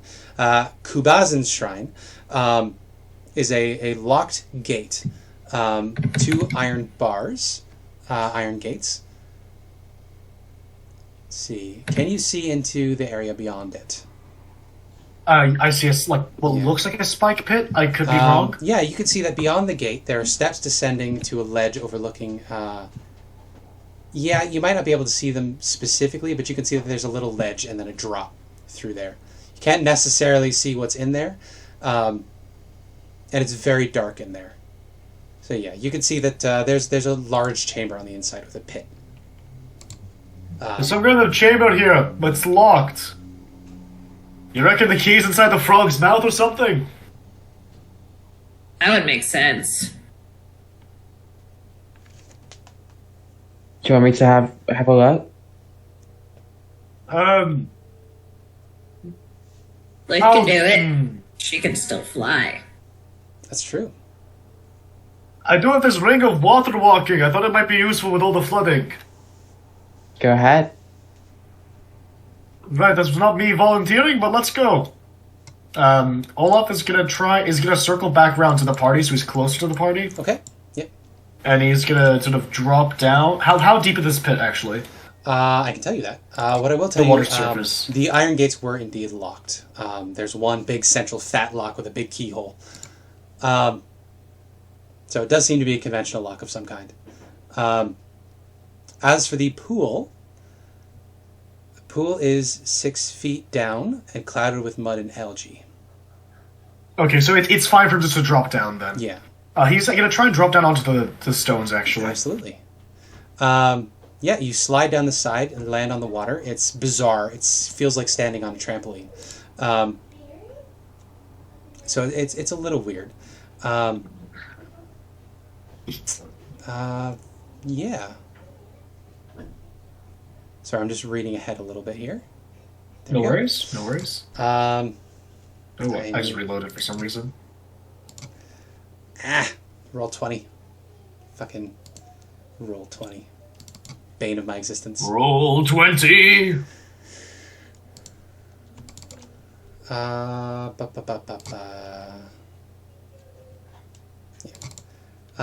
you land on the water. No problems. No problems in particular. You have no way to tell how deep the water is below you. He doesn't want to find out, so he's going to jump to the next bit. Yeah, you certainly can. You walk along, and the statue is another 5 feet up, or the pedestal is 5 feet up, and then the frog's head is above that. So you will need to climb a bit. So pretty low acrobatics check. We'll call it an 8 to climb up there. 1 second. I'm just check if his standing jump is good enough, or is there not much of a platform to jump onto? I mean, there is a lip there. It's just you'd need to have a 5-foot vertical jump. Do you have a 5-foot vertical jump? I'm checking if he has a 5-foot vertical jump. I just need to check the rules. Because you are a white man, and as we know, white men can't jump. It is established. High jump is 3 plus my strength modifier, which is, I think, plus 2, so exactly 5-foot vertical jump. Well, howdy do. I could do 7. Yeah. So you'll be able to get to the lip. I'm still going to want you to make an acrobatics check because you could fall back. Yeah, no, that's fine. He's probably it's a small lip. He might. Or fuck, you could run up to it and not have to make the check. Honestly. Oh right, just like well bam, huh. Yeah. Yeah, he'll realize that and just go back. Yeah. And he'll like grab it onto the lower jaw of the mouth, balancing himself, just like, oh god. Yeah, you certainly can do that. So as you're looking down, as you get up there, you pull yourself up. You can certainly peer into the mouth. What I will tell you is the frog's mouth is open. It's filled with a bit of rainwater, but curled up in the base of it, like a fruit roll-up, is the frog's tongue made entirely out of stone. And you can see curled up in there is a little hole in which you can just barely see in the center of it. There is a little stone key. It is a conventional key, but it seems to be crafted entirely out of mud that has been turned to stone. Okay. What's your AC? That's a good thing to ask. I think it's 15. It is 15. Okay. Well, that was a 20 to hit. That's hilarious. It's unseen attacker, so yeah, it'll hit. I'll just roll the damage here, and then we'll roll initiative. Olaf, you'll have disadvantage on your initiative. Oh, it's a 20 again. There you go. So you take 23 bludgeoning damage. And you're grappled. What? Ooh. Okay. Why does everything in this jungle want to grapple me? Hey, this is the Vored campaign. It's the way it works. Yeah, I thought it would be something with like every animal at every rest of place. you I guess I was right. Watch as Olaf gets grappled from a distance by one of the 4 flailing tentacles atop this ginormous elephant-sized frog that just suddenly emerges from the swamp underneath. Only its eyes poke above the surface, but you can tell it is huge. Well, large, to be specific. No, it is huge. That's what I expected.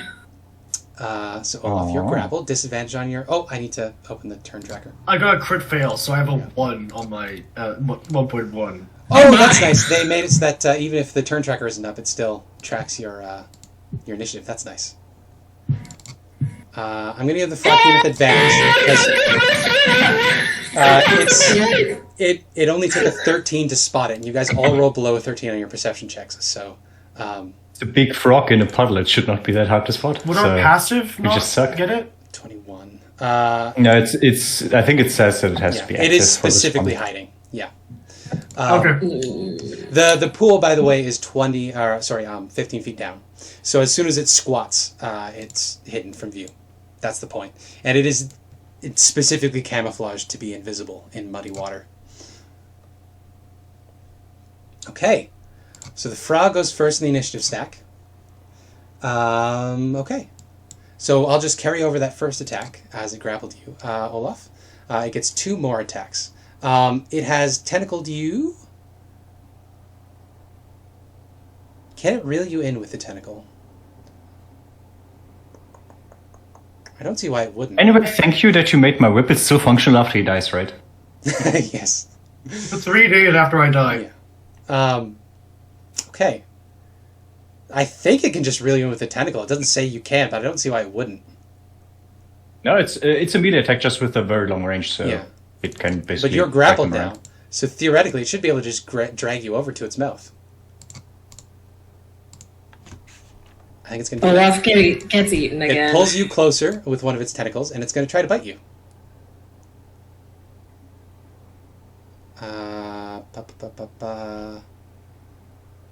Okay.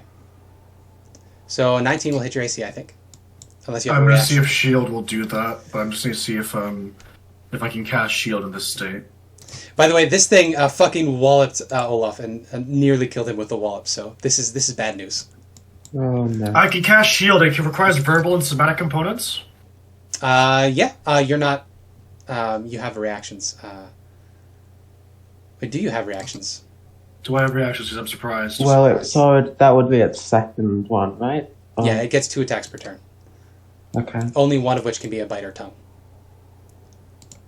Well, yeah. So would it be able to cast I shield? don't think you get a reaction because you're surprised.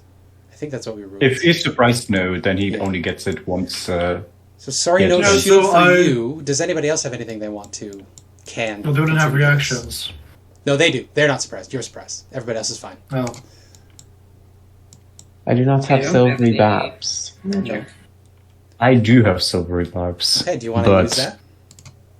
Do you want to save Olaf from being swallowed? Because it looks like the frog hemoth is going to swallow him. Hey, He's very Olaf, you close owe to- me one if I make it not swallow you, okay? Is this how we're working on a transactional relationship? I'm a fiend, of course it is. Then I Do what you will. On the Okay, swallow. so it has to roll again. You get advantage on... You can grant advantage to an I, creature. I will give Olaf advantage on the next check. Okay, good idea. Because I can choose who gets Will that bite advantage. again? That was a 25, so the bite still hits. But it is less damage. So that's going to be 12 Don't piercing. die. The acid is at the start of your turn. So you take 18 piercing damage, and it swallows you. Well, I hate this creature so much. I love You it. It's such are- a good one. It's It also kills so hard. yeah, its CR is very high, so good luck, guys. You are I was hoping we'd go restrained, here. blinded, deafened, and suffocating, I think. Is this the... Blinded and restrained, not deafened. So you're blinded and restrained. blinded. There you go. So you watch this froghemoth climbs up out of the water, whacks Olaf with a tentacle, brings it over to its mouth, swallows it. Olaf, you have advantage on your next check. We continue on. Which is neutral because you would have disadvantage normally. Yes. Except Sven. if it's a save, because he doesn't have disadvantage on saves. This happened real quick. It looks like the froghemoth is very satisfied with itself. It is massive. It is blubbery. It is mottled and green, covered in algae. It has 3 snail-like eyes protruding out of the top of its head. Its mouth is 2 of you across. It has 4 tentacles. God fucking damn it. It's always Olaf. Bonus action rage. Bonus action rage. Sven starts vibrating. You're surrounded by staticky images of dragons that come to your defense. Yes, staticky image of a single dragon. That's right. Yes. It's just one dragon made out of lightning. One angry blue lightning dragon. Yeah. And then Sven is going to kind of line up to get like through it, but not getting Olaf. Hopefully, and lightning breath. Okay. Well, Olaf is completely inside of this thing, so that's not going to make much of a difference. Okay. Let's see about a dex save. It's not proficient in these. A giant creature like this probably wouldn't be, so that makes sense. That is an 8, so it takes the full decent. 12 lightning damage. And I will tell you something else interesting that happens. Uh-huh. So the 12 lightning damage shocks this thing. The water around it begins crackling with electricity. You watch as it begins shivering and shaking. It is susceptible to lightning damage. Yes! So until the end of its next turn, its speed is halved. It takes a -2 penalty to AC and Dex saving throws. Can't use reactions. Or its multi-attack. That's really fucking good. It can good. either use an action or a bonus action, not both. So this creature is very susceptible to lightning. It is also currently like completely bathed, like immersed in water. So not and great. Dirty water too. Yes. So yeah. Because clean water does not make there you go. That's not conduct electricity as well as dirty water does, because it's not the water itself; it's the stuff in the water. So you've used one of your 4 rages for the day. You've used one of your lightning breaths for the day. I think you get 2. Yeah, I get 3. 3. And remember that since your rage is up, you can use your ancestral shield in case somebody else gets attacked. Now that you're raging. Yes, I can use Spirit Shield. Yes, sorry, Spirit Shield. You also have, I believe your lightning breath is part of your multi-attack, so you could jump over there with your sword if you want. I could. It's only 5 feet down, so no fall damage, but you would have to be treading water. There is a They could land on it. You could land on it. It is slippery, so I'll have you make an acrobatics check. There are stone platforms next There's to the it. platform, yeah. Okay, there's a platform right next to it, so I think Sven is gonna just kind of leap over there. It is still their an acrobatics strength. check. It's just lower because they are still covered in algae. Okay. Okay. Acrobatics. It's only a 10. 19. Yeah, easily. You easily pass the DC 10. You land on there, keep your footing, scrape some algae away with your little boots, and you whale this thing with your sword. They've also got Bob the Battle Axe, which floats on water. True. You wouldn't. That would negate the disadvantage from attacking while treading water. So yes. That's fun. But I think they're gonna hold the crackling greatsword. Good idea. In both hands because it's a 2-handed weapon, and slash. Slash. Another 15 hit. to hit. Another hit. For 11 slashing damage. I don't believe it resists physical damage. However, you have passed the... Oh, I'm sorry. It had resistance to the lightning damage. It resists lightning. It has resistance to lightning? But it is still susceptible to it. Yeah, it overloads its body, but Huh. because it is like 90% fat, it doesn't take full lightning damage. But it does disrupt its nervous system. You Though didn't tell me 6 that. and 11 is 17. I just checked now. I forgot. Okay, so you haven't passed the 20 damage threshold yet to make it puke. +2. But yeah, that's... +2. +2 for rage. That's right. +2 for rage. So you've done a So total of 19 damage so far. 13 plus 6 is 19. Yeah, 19 damage so far. 19 damage.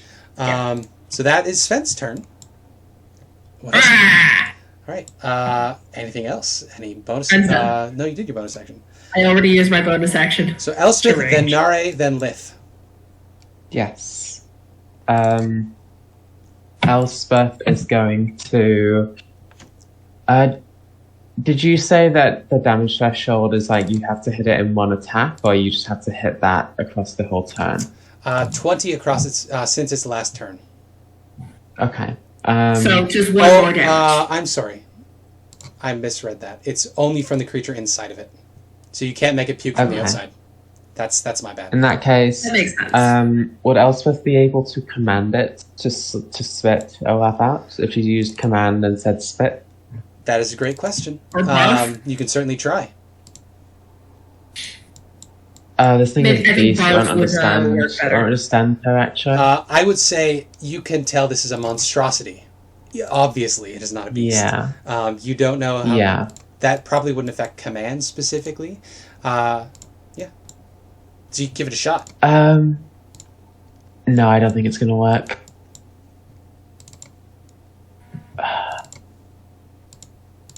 Elspeth is going to activate Radiant Soul. Okay. So you begin glowing. You grow those spectral wings of a Valkyrie. And then I'm going to quicken a Call Lightning. Okay. Good idea. It deals 14 damage on a failed save. On a failed save. These saves aren't this thing's strong suit. Dex saves. Well, that's a 10. So it only takes 7 lightning damage. Its system is already shocked from the lightning damage from Sven, but it does continue to damage it. Sorry, I'll use... Wait, let me see. I have Piercing Spell when you... Oh, it's when I roll damage, not... Okay. Yeah, that's fine. Okay. I think... So you send bolts of lightning down from the sky. It appears as I from think nowhere. this is a roll.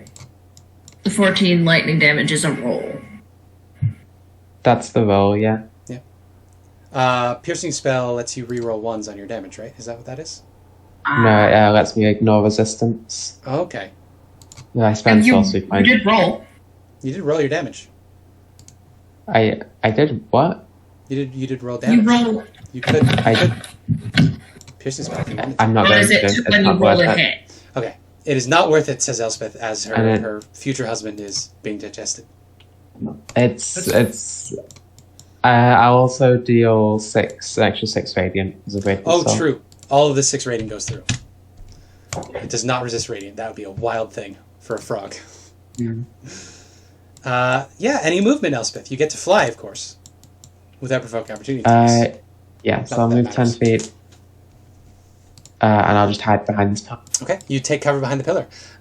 You bump up to a mural depicting Kubazin chasing the... I can't remember who it was now. But the picture from the Iblis. Fable. Yeah, the Eblis. You can see the... Papazotl. Or Yeah, the frog Yeah. the frog human chasing the Eblis through a swamp. Hmm. Then Mark Sunray gets to go. Then Lith. Yeah. She'll shoot her poison flame bow at it.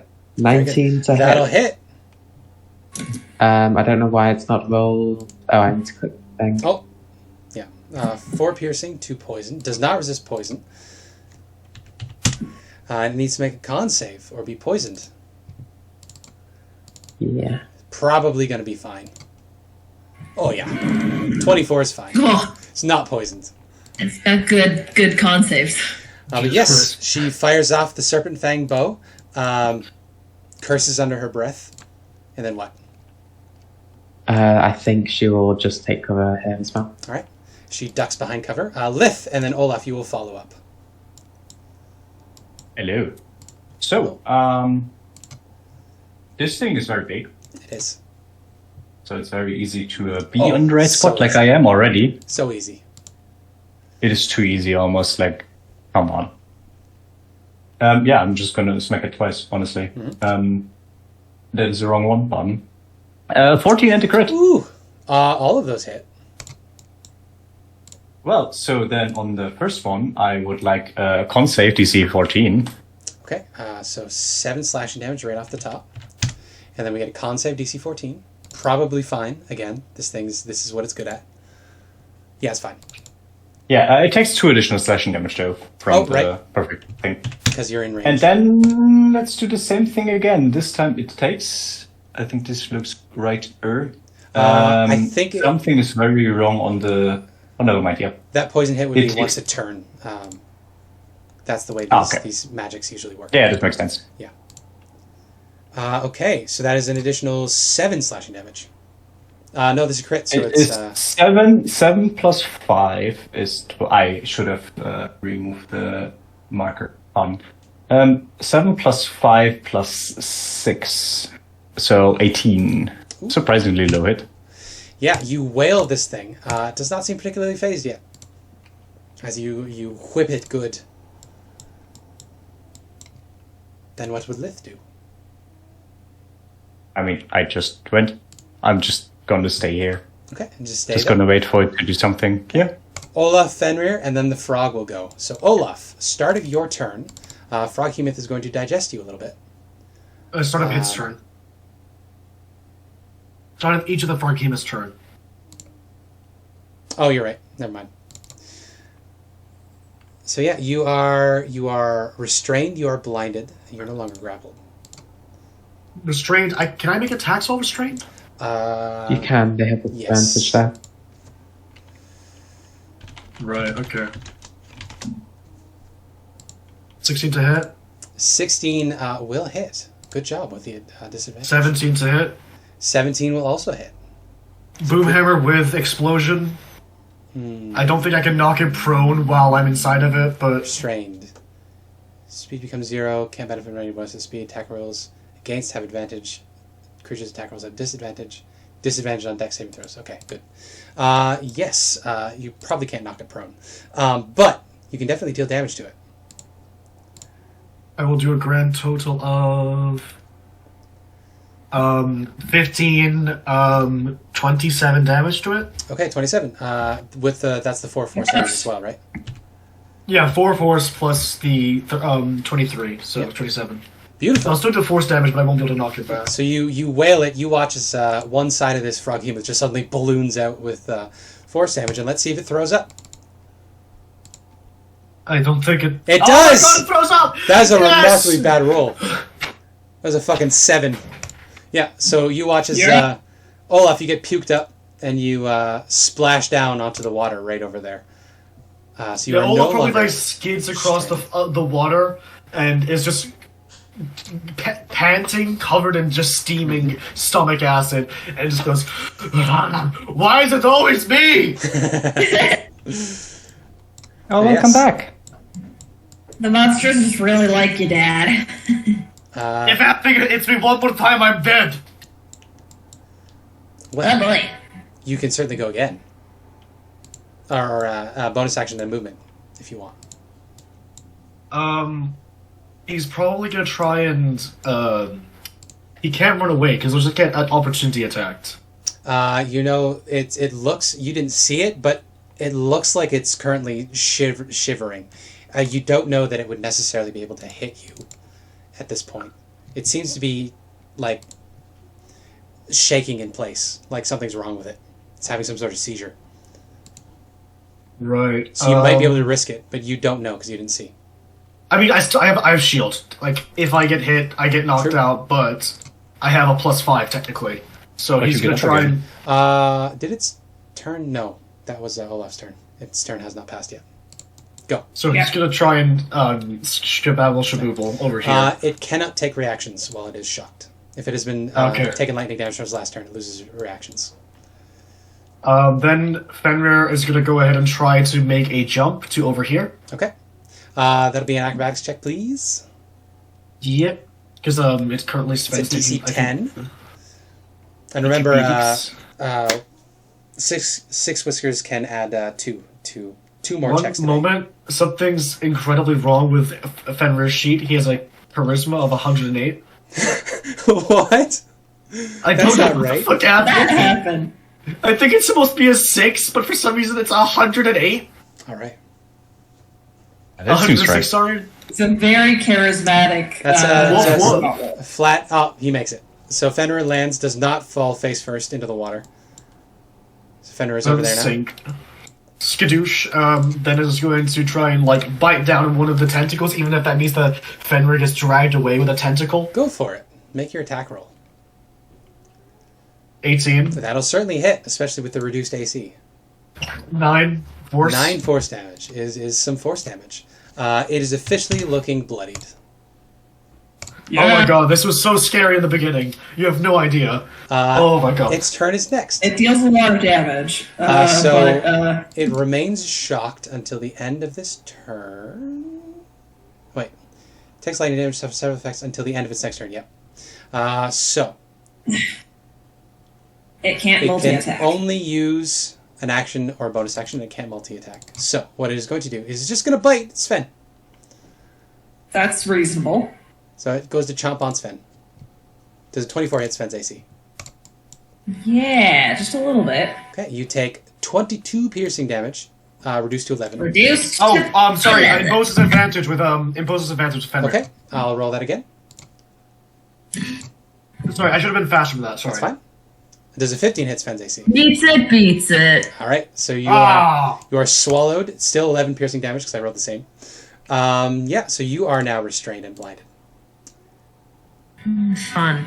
And another Next liking turn, it from next the turn inside. you might take some acid damage if it doesn't puke. I don't think we get to that point. Gonna murder the shit out of the thing. Restrained is the net one. There we go. Boom.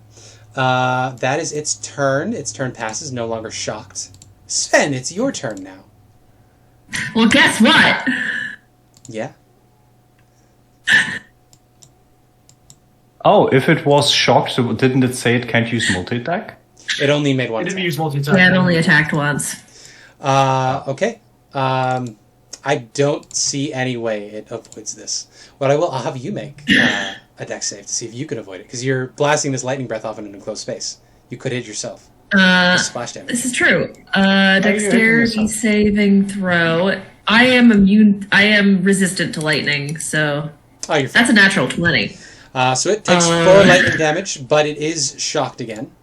And then I'm going to crackling greatsword it from the inside. Okay. Is This this is disadvantage disadvantage, because yes. I'm restrained? It is. Second roll. Okay, a 15 Does will a hit it. 15 hit? Yeah. Okay. 12 slashing damage Okay. from inside. That not does not enough to- meet the 20 threshold. But you do slash it. Also, you get 1 charge in your crackling greatsword, by the way. Oh yeah! Don't forget. Yeah. Okay, that brings us to Elspeth and then Moxonray. Wait, isn't that enough to get puked? No, that was No, only it isn't. I 16. need to deal 20. Oh yeah, because the 8 got half. My bad. Yeah, I will do Call Lightning again. Okay, dex save from the Froghemoth. That is an 8, so it will take all of this as you call lightning down from above. 20. I will spend a sorcery point to make it ignore resistances. Okay, that is one hell of a hit. It is looking real rough. It is about 3/4 dead as you shock the hell out of it. Okay, nice. Then Maxan Ray will fire off another poison fang bow shot. Aha. And A the natural one. Maxan Ray special. The duality of Moxonray. The Eldritch Blast and the bow can't hit with either. I know, right? Well, if you guys don't want any movements or bonus actions, we can move on to Lith's turn. Yep. Ooh. Do I get to murder? I want to murder. You might get to murder. If you don't, Olaf gets to go next. So, What? It's seeing as this thing has not moved at all, because it's shocked. quite convenient, currently. isn't it? Schmeck it. 22. 22. Give me the con save first, please. Okay. I should have had a duck under the water. Get some cover. Oh well. I mean, it Con was save. stunned, so. Not stunned. Its speed is just halved. That is a 19. Oh right. It takes 17 slashing. 17 slashing is not nothing. This character does too much damage. I think 13 might not hit. Well, it is shocked, so its AC is reduced to 12, so it does still hit. Oh, nice. Convenient. Another 20. Fuck. This character does too much. Yeah, it is struggling at the moment as your turn ends. We go over to Olaf. So Olaf and Fenrir get to go now. I think Olaf just like skids around the water, coming to the side. Ice skating along. Yeah, and he's going to come up with a sliding swing of the hammer. For sure. First off, let's see if the hammer recharges. Recharge, of course. Why not? 12 to hit. 12 just hits it with its reduced AC. Yeah. Oh, do I still have this advantage, by the way? Does exhaustion give this advantage on attack rolls? Yeah, it would. I don't think it gives attack rolls. It's ability checks and attack rolls, right? Saving throws is the next one. Well, the 12 hits, the 9 misses. We'll have luck. You do get your boom hammer ability, though. No. Ability checks. One level of exhaustion is ability checks. 3 levels is attack rolls. So that's a 12 and a 22, so they both hit, yes. So 12 bludgeoning, 5 force, and it needs to make the check. Let's see. It's a con save? Strength saving throw. Strength saving throw. No, it's fine. It stays on its feet. Then 8, so that would be a total of 17 plus 8, 25 damage. Okay. With that, you reduce it to below 0. Let's see. Does it puke when it dies? Do we have to cut Sven out? Yeah, so it does not puke when it dies. But Olaf, you whack this thing on the back of the head. There's the big explosion of shock. You follow up with another one, and that's when you notice that it's already dead, and it is rolls over and starts sinking into the muck. Sven's still inside. Okay.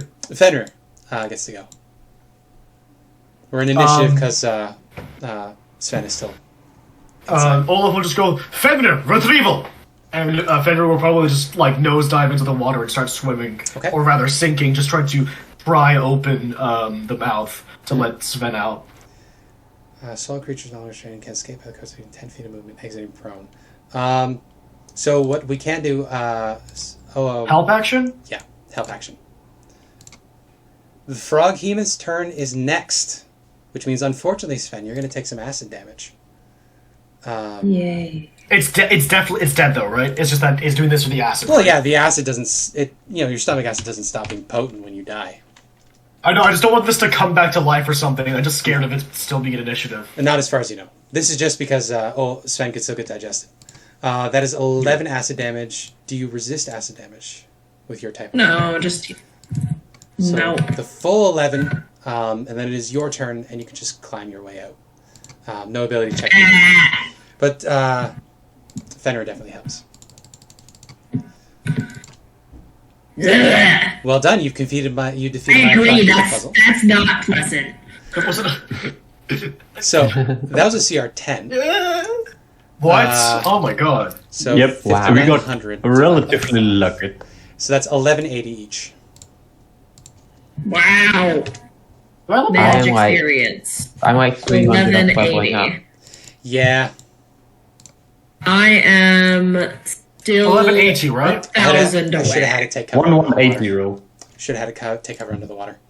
Oh well. Yeah, it's one of those things that isn't that scary. No. Besides that, it potentially just immediately kills If it crits, someone. it could instant kill. Yeah. But Sven. Yeah.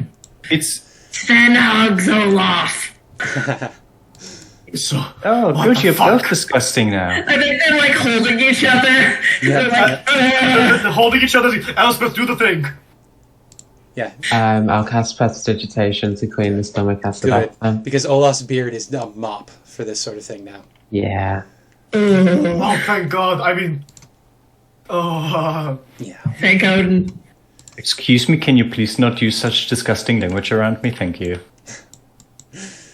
Max Arner says, what would you prefer? Praise Asmodeus? No, fuck that guy.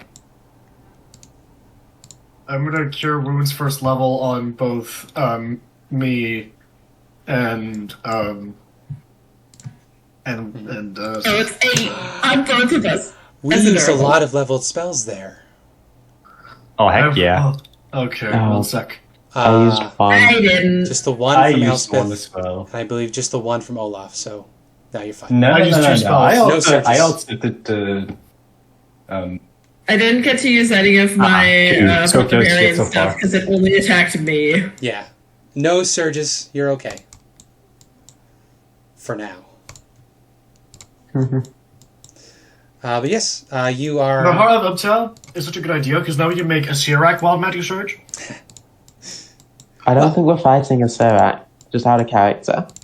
You don't I wanna, though. entirely know what the heart is for, either. You know it is the essence of Chult, and that it helped you get in here. Further uses you don't know. Wait, if we got him because we had the heart, how did the other group get him? Did we ask them? If you've been here already, before it became the Forbidden City, you can get... So So R just showed the way. So Ashara was here Yeah. as a young girl, because Aarakocra lived for fucking ever. And Artis was Yeah, here. Ragnarok only lived like 60 years in this game. I might be wrong about that. I thought I remember one of the downsides, quote unquote, being that they don't live very long. Or maybe I'm thinking of kobolds and Dragonborn that both don't live that long, I think. Dragonborn have a pretty decent lifespan. Yeah, I think kobolds was like 20. They're like adult at like 2, and then they just die. Kobolds can live for like 60 years, but they don't usually live that long. And usually they become... Oh, you're right. Adventure only food. lived 30 years. yeah, she that was- was, yeah. She was 40, and so was very old at 40. I mean, some creatures just So live then, very in long that case, they for the lifespan. couldn't enter Omu, but they were keeping an eye on it because they knew where it was. That's what it was. Regardless. Actually, that would make sense why they haven't gone in to fix the shrine themselves, because they can't enter it. There we go. I retroactively made my retcon make sense. Hello. Olaf has healed you up a little bit. Yeah. We can short rest, but I prefer to... Should we... Last time we didn't short rest before the puzzle, we get fucked over really badly. They reach young adulthood in 6 years. You know that stone key is still over there. You did not manage to grab it before you got swallowed. Forward. Yeah, Olaf just wanted a breather before entering the water again. Surprise! I'm going to- More frog emits. I'm going to roll an active perception check this time. I know there probably isn't one, but I want to just do this for the Go sake for it. of Olaf being paranoid. Last time there was 2. 15? It seems calm. I mean, other than like the weird little bugs and stuff swimming in the water. Running jump, gets back up to here. Yep. With your ring of water walking, not a problem. You climb back up there. You can retrieve the key. Yeah, Seemed to he be gets fine. back. Can you please clean up?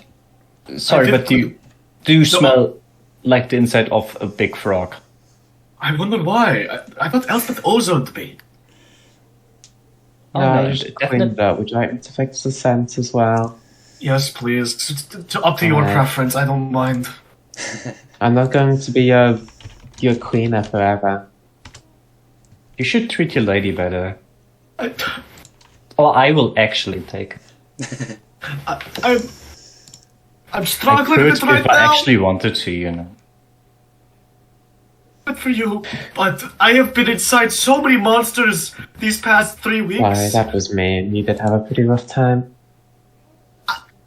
Wait, Why that happens me? more often? I thought it was like a one-time thing. I don't like it. I don't ask for it. But I enter into a new place and suddenly something's eating me.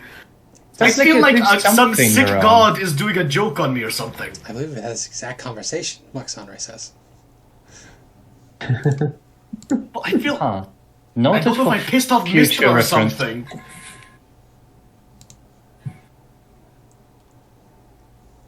Alright, I've got the key. Let's just go to the other side. What ate you last time? I'm curious now. Last time it was an assassin vine, I think. That It doesn't grabbed really me. count like eating, it just Gives you a tight hug. Then there was some kind of Bone-shattering massive Venus flytrap with a bilious, bulbous, bulb body. And then, I don't know. It's been so many times I've lost count and I've lost recollection. Probably because of all the fumes I've been inhaling. Olaf's gonna try the stone key on the door. Maxandre could make me an intelligence ability check, if you would. Elspeth? To decipher the text, yeah. Just to read the runes above the door. 5. Nope. No, she's stupid. There's some runes up there, she can't read them at the moment. But yes, you can easily stick the key in there. When you do so, a glowing glyph appears around the lock, and then disappears, and the lock unlatches itself and the doors become loose. Would you roll me a Arcana check real quick, Olaf? Sure.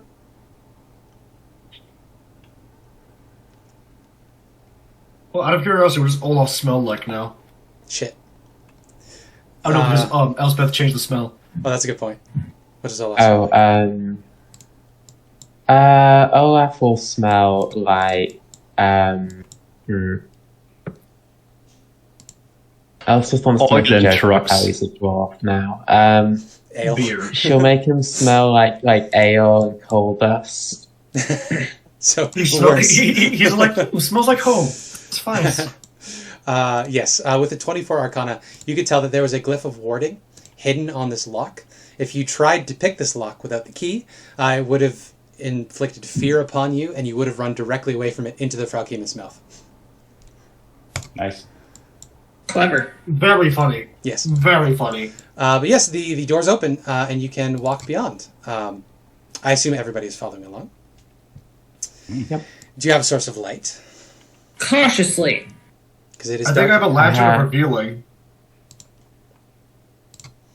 When Lith notices the smell and takes a second to realize why you chose that one, she gives you like this knowing smile.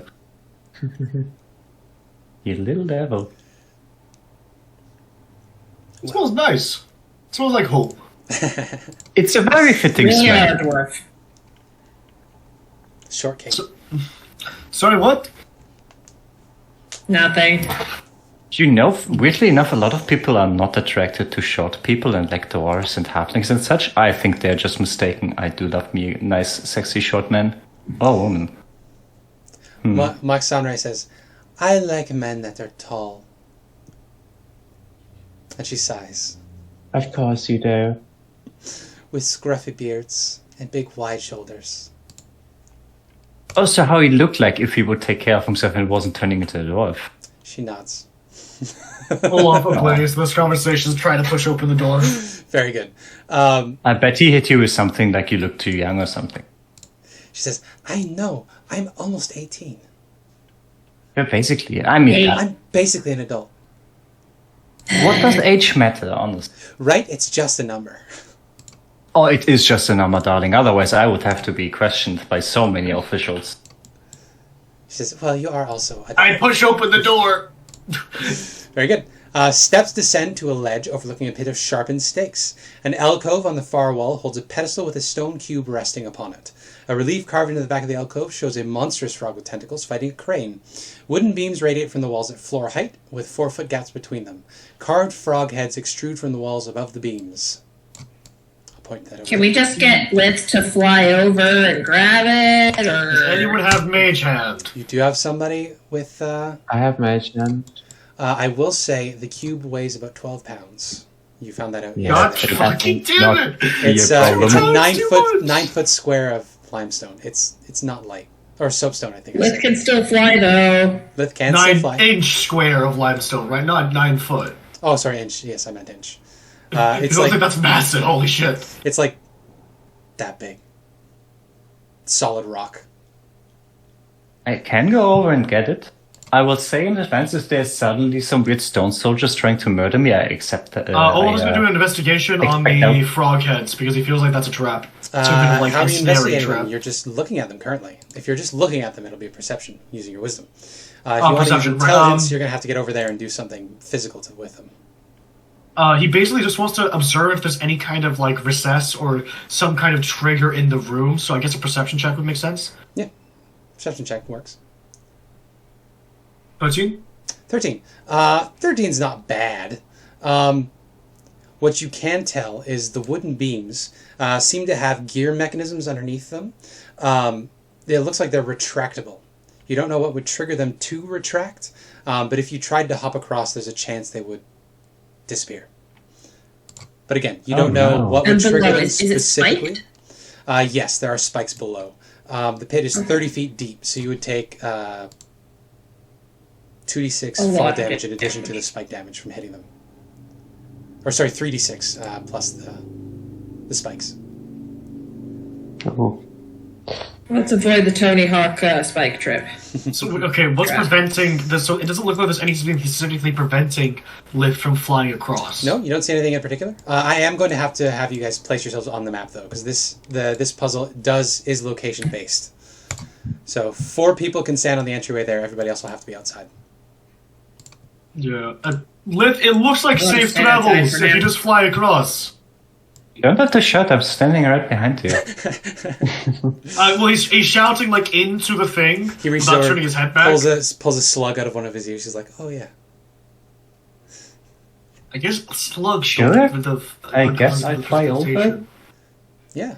All right. So yes. So Elspeth and Olaf are on the stairs. Yeah, Lith, you fly right over. You see what everybody else sees. There are gears underneath each of these wood walkways, wood pillars, sticks, beams. There's those carved frog heads. You go up right up to the mural. You get to the pedestal. Put your hands on the cube. Nothing's bothered you yet. I want to see if there's like a pressure plate or something underneath it. Yeah. Because the other one had like a little lift that lifted it up, so I'm expecting something That'll to be be perception. You could also do an investigation check, but if there is one there, you would risk triggering it if you rolled poorly. If there is one there. I want to see for now, and then I would like to actually investigate the little So you can pedestal. use your perception. Well, that's a 12. Yeah, this one is basically just looking, is there like Yeah. pressure plate or something directly under the cube that would trigger something? It doesn't seem like it. There was in the previous one, at least something like that. If you tampered with the cube before solving the puzzle, it's filled the room with gas. You don't see any signs of a trap here specifically. This seems too easy. Wait, I remembered the big frog. I will just pick it up. Okay. There is indeed a pressure plate underneath. Oh. 12's not good enough. Was it something it was super close, like DC 13? Well, the saves in here are... Yeah, they're 13s. Unfortunate. Kind of funny. Yes, so you pick it up.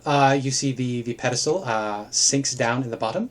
The doors slam shut behind Olaf and Elspeth. You turn around. no.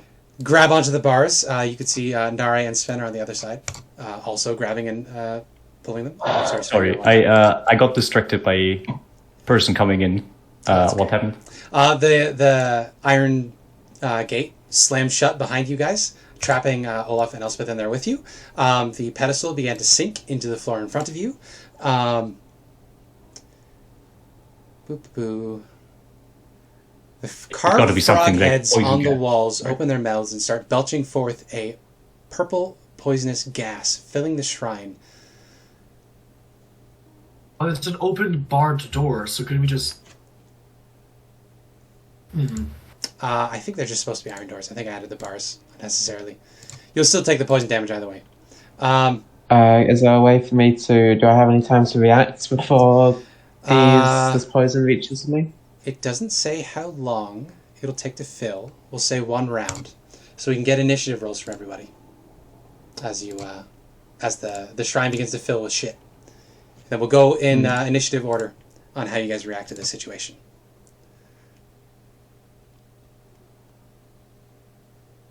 Is initiative a disadvantage?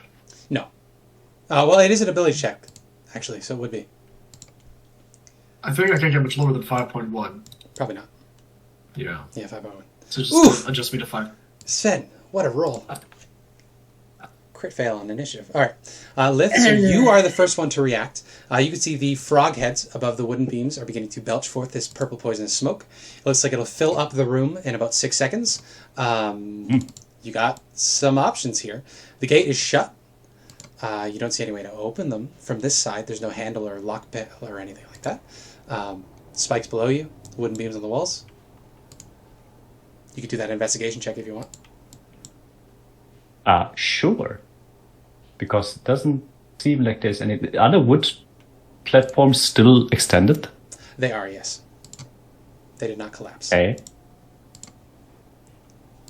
I don't know what to investigate those things. Up to you. You could do whatever you want to do. What do you think might help here? Out of curiosity, I want to fly up onto the first wood thing. Yep. In a way that I just slowly start putting weight on it. Yeah. As soon as you put more than 10 pounds of weight on it, the beam clicks and begins retracting into the wall. Okay. It will disappear within the round. Okay. That is more or less what I expected. I feel like if I do this with all of them, it doesn't make sense, does it? I mean, this you is have the supposed to movement be for it. making it harder to read that, right? Yeah, but I feel like time-wise it would take more. Because my thought is there got to be some kind of mechanism to do this, and maybe they want you to walk over with the rickety planks, have all of them retract to show that you used them, and then go back the other way to show that you made it out again. It's possible. You don't remember exactly what the traits are of Kubazin. You didn't glean much from the story. And also, Max Henry couldn't translate the hint above the door, so... Yeah, I only remember that the guy liked wrestling Uptao and then chased the other guy into the jungle. Yep. Any ideas? Hold your breath! I can hedge it away. Fucking Give us some time to smartass. think. What'd you say, Abby? I can hedge the gas away. Give us some time to think. Okay. So, Lith I lightly will do steps the on thing each one. where one after another. I will step on each one, Click, give click, it click, a bit of weight, Yeah. and then like flop over with the flap of my wing. I think I exactly used 30 feet, so I wouldn't be able to You still have get an off this action. one at the end. Oh yeah, right. Or I you can can just dash. dash. Would you like to dash? I will dash for another 10, 15, 20, 25, 30. Yep. Well, So I'm you here go. and need to do like the last 2 squares full of things. So you watch it there all slowly begin retracting into the wall. I'm guessing the ones I'm standing on will retract sometimes during my next turn. It doesn't have a timer on it, but it would make sense that it's 6 seconds, because otherwise you'd be fucked as you're trying to walk Yeah. over them. Yeah, that's what I'm guessing. You would normally have to make a check, but since you can fly, I'm not going to bother. Ellie, Yeah, that was my thought. you get to go now. What would you like to do to hedge off the gas, you said? I'm going to cast. Wait, let me make sure I got the spell right. Gust of Wind. Gust of wind, okay. The gust disperses gas or vapor and extinguishes candles, torches, and unprotected flames. So I will cast it in a line going towards the back, so it's a 10-foot wide line, so it gets me and Olaf in it. Okay. Like drawing in air from the outside, Okay, pulling it beautiful. in and blowing the gas to the other side of the room. Gassy. No. So you blast that through there. Make your wild magic surge roll. Outro. Clear some gas for you 12 guys. would go. 12, all right.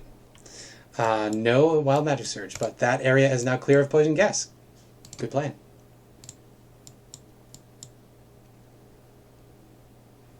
Anything else? Nope, that's it. Okay. Maxonry is on the other side. What do you want Maxonry to do? I will. I don't think she can do anything really. She could try to translate it She'll just frantically in yeah, 6 seconds. she'll keep looking at that to see if she can figure out anything. All right, go for it. 18. Good wow, she enough. actually did something. That is helpful. Thank you, darling, for not being useless. So, what you did not glean from the story earlier is that Kubazin urges us to tread without fear and to give back as much as we take. Because, of course, he amused Uptow, so Uptow repaid him with a gift. We have to put something of equivalent weight onto the thing, Indiana Jones style. So she shouts this out to you, and she says, "You might have to put something back on the thing." Well, 12 pounds. Olaf's turn is right next, so... Yep. And the platforms are disappearing. So the dex check to get over there is going to be harder for you. But you can certainly attempt. I mean, he's going to produce it, and then hopefully, with the time Elspeth has given us, just give it to Lith. Oh, sure. I think Lith has enough movement That's to do entirely that. possible. So Oh, yeah, easy. just real quick, it's an 8. You know materials. DC 8 Artificer tools check, just to see if you can do it. Actually, you're Okay, so he just has to 9, not so it crit doesn't matter. fail. Yeah, I just need to not crit fail. It's a crit fail. You're fucked. No, you're fine. Yeah. So you what do you make it out of? What do you make the replacement out of? Iron. Or, yeah. Okay. I mean, if this building is made of limestone, he'll take a chunk out of the wall. That works. Yeah. I will say And it'll be a really, like, a chibi, like, little picture of Olaf on unfortunately the, for you still have iron, but the shrine is magically protected from decay, which the glaive was as well. So. Oh, You right, so he'll can't just fuck with use the iron shrine. then. But you create equivalent weight. He and knows the size of density iron. of iron, so he makes 12 pounds. Lots of And air just- holes inside. Yeah. Yeah, it's like, you need to exchange it with this. It needs equivalent weight to offset the trap. You want to toss it? Alrighty. I'm not tossing it, that's a fucking risk. I think Lith has exactly enough movement to make the round trip. I'm just gonna check, though. I think so, because like he doesn't have to get right on my characters. I think that's right. Yeah. You might need to take a step Okay. forward to make it work, but yes, you could. Yeah, but he'll be safe then, so that's fine. Beautiful. And he, Yeah. yeah, he holds out this cube with his logo on it. His logo. Fenrir gets to Has go. a little face. If you have anything for Fenrir to do. Fenrir is just gonna be sat outside, very confused. Wagging his robot tail. Yeah, That- probably just bashing the stone of the wall. That brings us to Sven. Sven, what do you want to do? Sven doesn't really have anything they can do in this situation, so they're just kind of gonna bite their nails in anticipation. Try to chop through the door. I could do that, but isn't it protected against decay? Yeah, but you could chop it open, and it would just repair itself. Actually, that would make sense, yeah. You probably True. could take it out of the walls. I'm playing fast and loose with this. I just don't want you just chopping your way through the shrines. That's not fun. But yeah, you could probably break the doors open if you wanted to. Go that route. They'll try. Kind of grab the bars and just give it a Athletics check. Strength athletics. big tug. Unfortunately 30. not. You do need to make a wisdom save because the Cliff of Warding reset. Cliff of Warding? Yeah. Wisdom save? Yeah, you tried to tamper with the door. Oh no. Okay. Oh, So no. you become stricken with fear. You have to use your movement to dash as far away from this door as possible. Ah! You jump into the water. Fall. You're floating there because you're carrying Bob the axe. Thankfully, no Froghemoth is there. Vanity. Lith. Yeah. We're back at the top. Oh. So you need to make Yeah. a con save against the poison damage from the poison cast. Ah, The 9. That's a fail. So that's going to be 3d6 poison damage, reduced to half because you are resistant. I am. Because I'm a filthy fiend. That's only 4 Solid poison 4. damage. Not bad at all. Lucky bugger. Give it a little cuff. Yep. Take the cube, fly over, put it on the pedestal. Very good.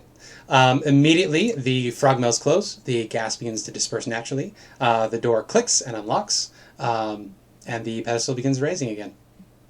You are safe. the DM tricked me. You were so willing. Thank you. I just thought it would be funny because nobody... I was hoping earlier that Olaf would try to lockpick the door and then be forced to run into the frog's mouth anyway. I got there. Well It's done! fine. You got your goal in the end. You have retrieved the cube. Unless anybody wants to mess with the shrine further, you can extract yourselves safely. Get No, outta I don't here. think I fucking will. Alright, do we take a break or do we go straight to the next shrine? I'm going to say it's probably around 11 o'clock now. I'm not fucking losing to those guys. Let's carry on. Okay. Let's go. Olaf is going to set down the Heart of Oaktail and then walk over 30 feet and heal himself with a second level spell slot. Okay, I'll allow you that, yes.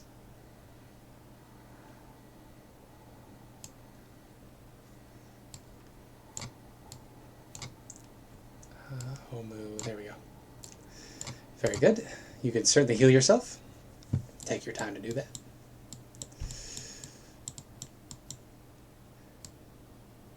I clamber out of the water.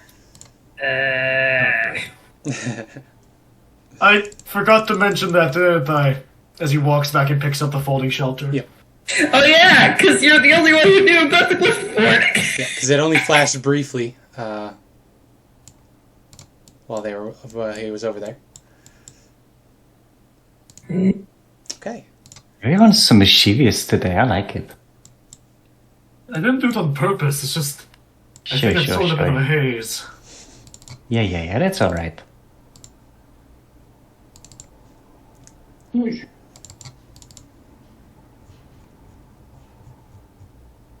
Shall we proceed?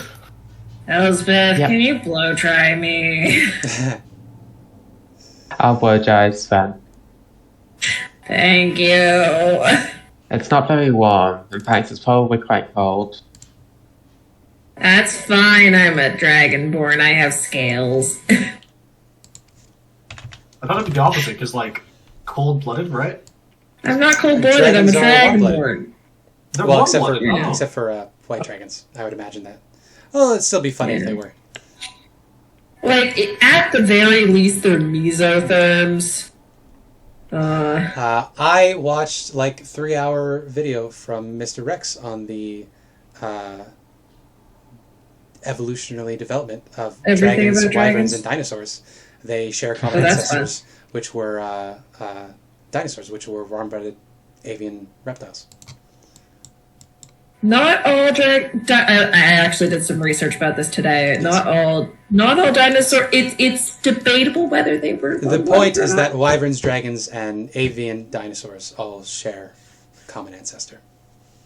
Yeah. Right, so next shrine. Sorry, I don't just know if we me knew which being- shrine is the next one. That's Autistic and that knowing information. I that don't wanna common share it. ancestor in the Forgotten Realms would have been something like Tiamat, because she has the traits of all 3 types of dinosaurs or warm-blooded reptiles. Dragons. Because she has a wyvern tail, which is really neat. Hmm. Does she have Drake features? She does. Fun. Well, all that is all set and ready to go. We are back at the map of Omu, so you can certainly begin heading on your way to the next shrine, which is way up the walkway over in 12th. Let's go. So, you want to try to scale the wall again?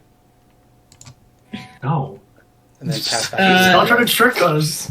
I'm not trying to trick you. I'm asking you, do you want to skirt around the You're wall already compound? Actually, no, There's it's already a really hole. fast. Hey, dude, there's already a hole in it. Oh, I'm sorry, you're Yeah. right. Mold Earth. That's right. Yeah, as I was saying, stop trying to trick us. No, I forgot. No, you fine. can easily pass back through. Yeah, for sure. Yeah, roll perception checks as you enter the walled compound.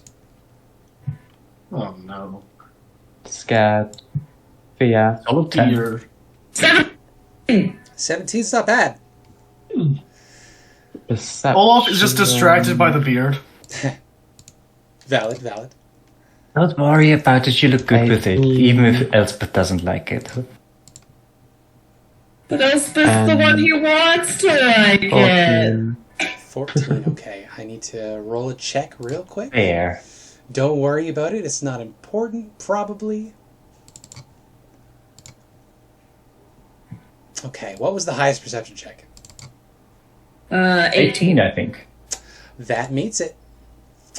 So, who got the 18? That was Elspeth. Ellie. Elspeth. So you... I got a 17. That's not bad. Unfortunately, I rolled 18 twice from them. So, Elspeth, as you pass through the hole in the wall, you spot some shadowy figures hiding in the buildings in here, in and around the gazebo. It appears that something in here, you can't tell what, something is watching you that was not here before.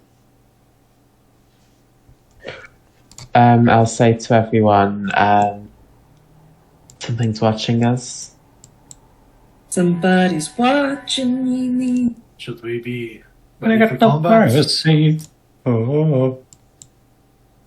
I'm always feeling like somebody's watching me. Privacy.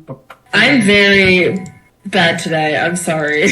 You're not bad. Uh, You're just musical, which is pretty gay, honestly. It's a good job. No, I just mean my ADHD is,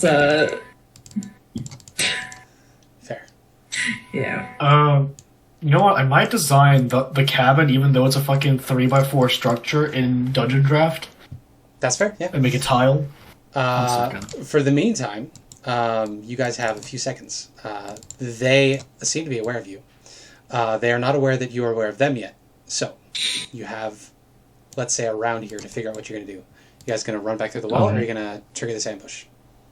I'll Spring the trap, say that's what to one would everyone, it's probably you, Auntie, or Grung or something. The chances that we see two friendly groups here is very slim, I think. Did you say they were taking an ambush? Does not sound very friendly. No. Can we rip and tear, or do we want to go around? We can rip and Looking tear. at you, Olaf, you seem a bit. Can do a little ripping and tearing. I don't mind. If we have a round to prepare, I can just preemptively rage. Seeing as we're about to walk into an ambush, I think Olaf's going to use yet another fucking spell slot himself to Okay. heal. That one could potentially trigger. Yeah. That is going to trigger possibly a wild magic surge. I think once they see you cast a spell, they are definitely going to charge. So I'm going to need initiative rolls from everybody. Nobody has a surprise. Did I get that preemptive rage that I called out? Yes, you can rage at the start of an initiative. That's perfectly acceptable to me. Thank you. People trying to ambush me makes me so angry. Rawr! Rawr. XD.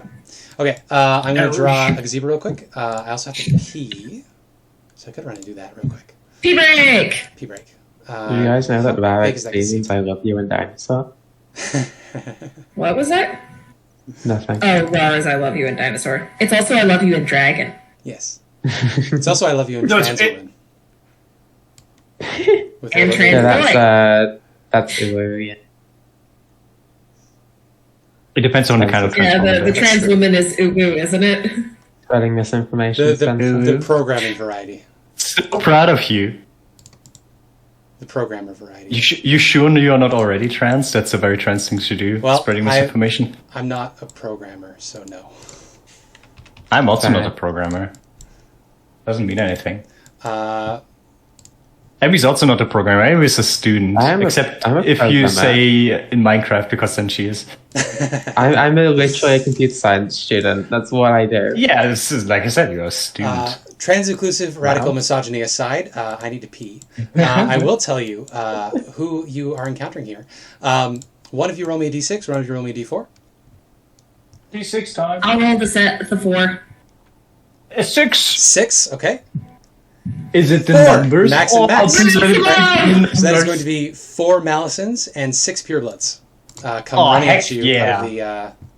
out of the walls here. I'm going to drop them onto the map real quick. We rolled maximum! Yeah, I'll pick Elspeth, them. explode their balls. We need the XP. I think with the maximum amount, considering how much XP they give, I think we so might that level is up after a- this.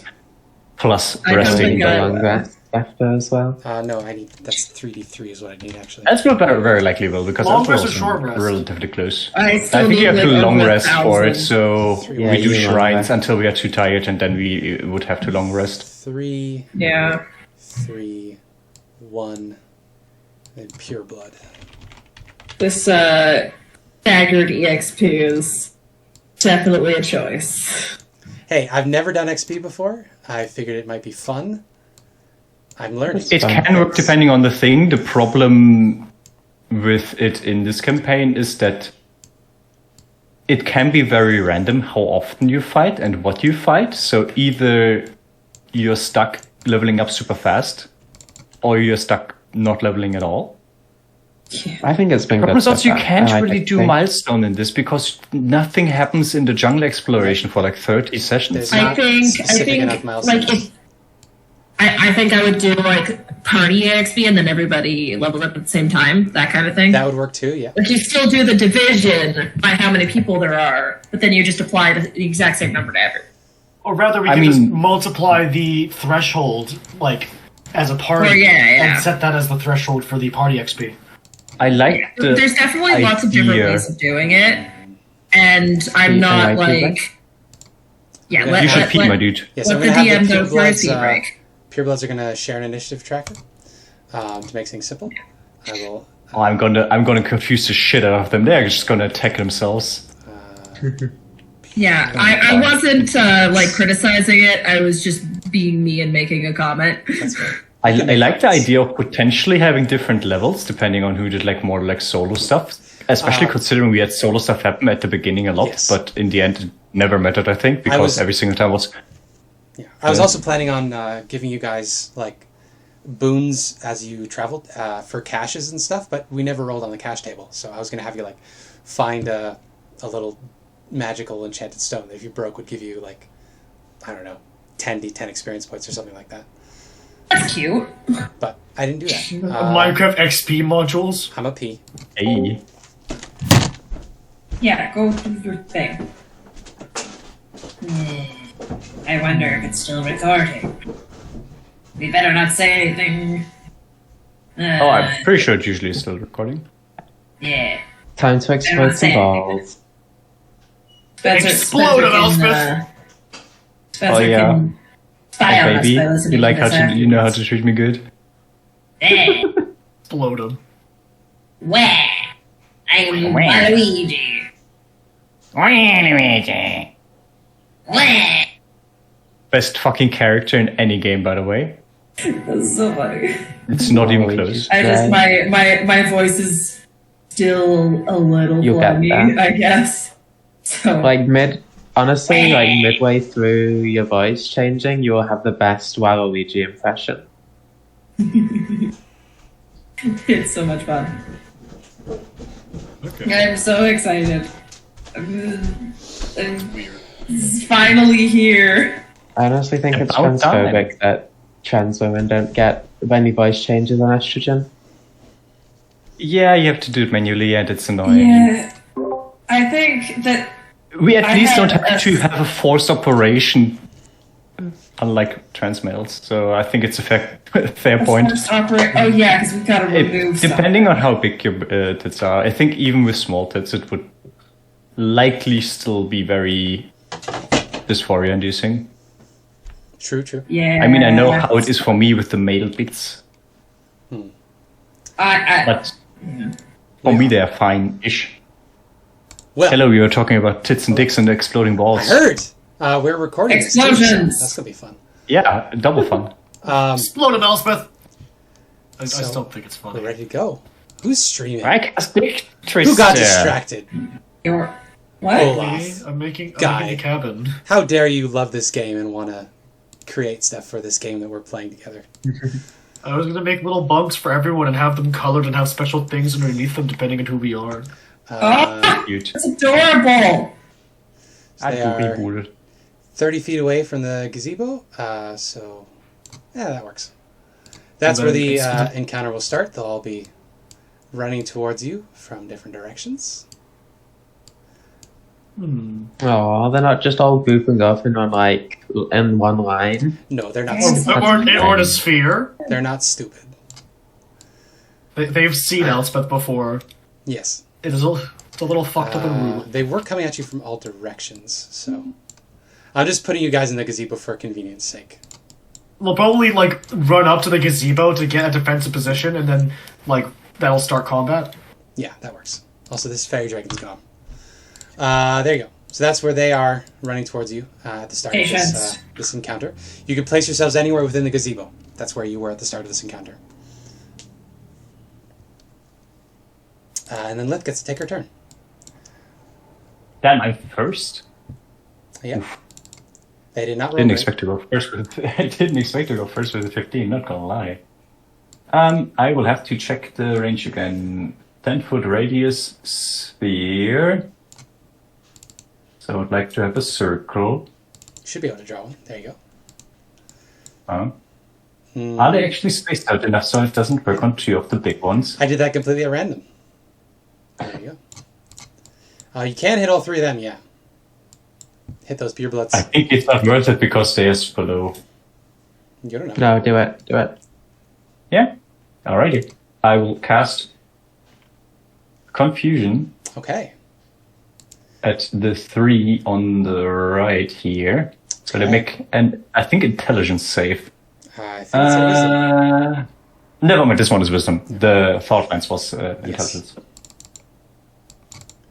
So the top one succeeds, the bottom one succeeds, the middle one fails. So on a fail... I'm gonna use my reaction to... Silver buffs? You know what? Silvery buff's the one that succeeded. That crit succeeded? So the top I one... crit succeed, yeah, because fuck that. You are not allowed to crit Okay. succeed on my spell saves. I will do that again. It's fair. Better. And I will roll my 2d20. Who are you giving advantage to? I'm giving advantage to... Is now we're going to use the bow? Yes. No, because it's poison. I don't know if it's poison, so she won't. I'm giving it to... You know what, Olaf? I believe in you. You can smack them hard. Kind of deserve a break. Time for neutral attacks. Beautiful. So Olaf, you have advantage on your next ability check. Ability check or saving throw. Saving throw, you would actually have advantage. That is a lot of my resource in one turn. Oh yeah, that would cancel the exhaustion if you... Oh, fuck. I forgot to roll initiative. Ah, It's but you fine. got me. there you go. Good job on not breaking anything. Yep. Well, Lith, Yes. you cast Confusion. 2 of them are confused. So on their turn, they need to roll to see if they do anything useful. Yeah, and usually they do random shit. Then I'm gonna move here because I'm a bit scared of the big snake man. Good idea. Not in character, of course. You got so this one over here and this one over here. Actually, no, I'll just share their nameplates so you can actually see them. Oh, they are shared. Can everybody? No, you No, can't I see can't them. see them. No, we can't. See.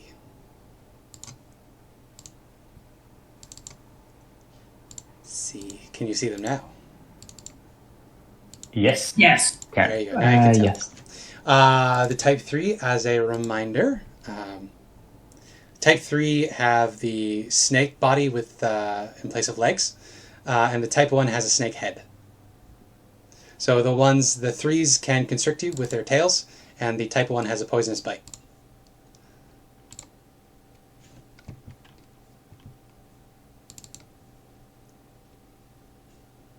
Cool. Oh, there you go. Then So Lith has taken some cover. End of her turn. We come to Elspeth and then Maxonre, with Sven following up. Yeah. Beam. Beam. I don't think I actually have enough movement to get within beam range of any of them. No, that sucks. I love what the marker looks like on the map, because it's just like you suddenly make a lightsaber just across the map. It's great. I'm gonna cast Ball Lightning. Okay. You have a token for that. I do have a token for that. It will deal... Wow. Great roll. What a great roll. 1 and a 2. I'll send it towards the Type 3 Medicine. The bottom one or the top one? I thought they were Type 1. South or west? Yeah, bottom one. South. All right. South. Elspeth is going to South zap one, the yes. bottom. Oh no, not the There's bottom. no Radiant. I need to turn that off. Fair enough. You have a token to drop it on the map if you'd like. Oh, I thought you... Yes. My bad. There Ball you go. Lightning. Yeah, you send it And I will flying click- over that way. Sorry, I cut you. I will quicken an arc bolt to... I I'll send it, and as it's on its way, I'll send the arrow at the same time, so they impact simultaneously. Wonderful. He gets to make a deck save about to say, yeah, avoid that's the what I was ball looking lightning. Deck save to avoid the That's flying fucking ball. great. But That's a 12. That's a Uh, fail. Or 13, sorry. That's a fail. yeah, I got a 26. Actually, 12 fixed the wrong is thing. its AC, so Oh, okay. You're gonna hit. Anyway, both of them. 16 from that. I love when I cast a cantrip; it does more damage than my second level spell. So what are we looking at here? Your ball lightning was 3 and 16, so a total of 19 lightning damage. Holy Yep. crap. 19 lightning damage as it slams into this guy. I am going to need you to roll for a wild magic surge. See if you get one. Ah, true. I should have it scale with the level of spell. Eight. It should be a plus 1 for every Just make spell the level. span. Just make the span wider. Just make it a 1 and a 2, 1, 2, and then 2, 3. Or a negative as 1. well. Oh yeah, the threshold is the level of the spell then. So a level 1 spell is a 1. Level 2 spell is a 2. That makes sense. That's more fun. Then we'll get more wild magic Does surges. that count for the spell slot used or for the spell level? I would say the spell slot used makes more sense. That's what we'll do for now. Because, my 4th level spells use 2nd level spell slots, Yeah, you'll roll. and it wouldn't have triggered either way on the last ones because I rolled like a 10. That's more fun. We'll get more of them, and they're fun. Okay, so no surge, but you do zap the absolute hell out of this Malison. His nipples are real hard now because he got zapped real hard. Oh no, he enjoyed it. No. Well, I was thinking more about the electricity, but sure. It's funnier. No, he enjoyed it. Then Moxandra gets to go. Yeah. Churlish. She will probably move over here, get into the middle of everyone, and cast a funny little shatter on. Can she get? Snap corner. 10-foot radius. She can get these two on it, so she'll cast shatter on these two up there. Okay, you certainly can do that. All 3 of them, or just the 2 of them? She can only hit 2 of them. Okay, beautiful. So it's going to be 2 con saves from the Purebloods. Yep, 14 damage on a fail. 2 fails, double Both 11s. fail. All right. Yeah. You hear that familiar whining sound, like the bombs from Attack of the Clones, and kabam! They look hurt. Their ears are bleeding. Let's go. That's the end of our She's turn. doing great. Shatter is another level spell, so we're going to need another check. Right. You Oh, use yeah, it first level spell check. For Oh that? no! Hey! Oh, there you go. So Nara gets a wild magic surge. Roll me that. Oh, magic D100. surge! 24. Okay. That is probably This is more. instead of let's the see, let's spell, I think. I think it's in addition to the spell. Isn't Or it? is it on top of the spell? The spell goes off. This one is your skin turns a vibrant shade of blue. How long? She's like Lucy, yeah. Maxonre It's sends this one- off, and then It's indefinite. yes, It's indefinite? or remove curse. Smurf Queen! Smurf Queen! Remove curse can take it away. She gets the Danny treatment. She turns a cerulean blue as this goes off. I'll notice this. I'll say to her, "It's a nice look, I suppose." Yes, she looks down at herself, sees what happened. She says, "Motherfucker!" And then Sven gets to go. Does her hair turn white and everything? Gets the full Smurf look? Yeah, various shades of blue. With Smurfs, the only one with hair, the only 2 with hair are Smurfette No, it's and the old guy, those. Pop Smurf. And you know, Smurfette has blonde hair. you know those yeah. really bad movies where they shoot a night scene, but they don't want to shoot in the dark, so instead they shoot in the daytime and they just put a blue filter over it. That's what she looks like. She looks like a Transformers movie at night. I'm already raging, so... You're already raging. Great sword, great sword. Great sword, great sword. What's Crackle, great about the crackle. sword? So this snake-tailed Malison, the 11 will miss, but the 25 will hit. That's 10 slashing damage. 10 slashing. I think these guys should really be large because they have the tails. Oh well, it's not important. You do 8 slashing damage plus 2 for rage for a total of 10 as you slash into it. Yeah. Any bonus actions? Because you use your rage before. I don't have any bonus actions. Okay. In that case, we move on to the purebloods. So first, I'll roll for the confusion. So that's, or maybe do you want to roll for the confusion, Mia? Oh, yeah, sure. Also, you're concentrating on confusion, so we should mark that on your thing. Yeah, right. Concentration spell. There you go. I think it was this, right? D10. So yeah, you can roll me 2 D10, and we'll see what they do. The top one will go first. So. Ignore the first one. Excellent. A 10 and an 8. I think those are the bad ones for us. So that, what were they again? 10 and 8. So 10 and 8. The first one can move and act normally. Yep. At the end of its turn, an affected target can make a wisdom saving throw. The creature uses its action to make a real attack against a randomly determined creature within its reach. Okay. So the 8 is one of them, attacks one of them, and the other one is just acting normally. So the second one, this one, is the 8. This one, the top one, is the 10. So nobody is in her range, so she just looks around, confused and angry, holding her fanged dagger. This pureblood is going to run in. 5, 10, 15, 20, 30. Into range of Lith, she comes a-running. She's going to come at you with her curvy scimitar. Actually... Whatever you say.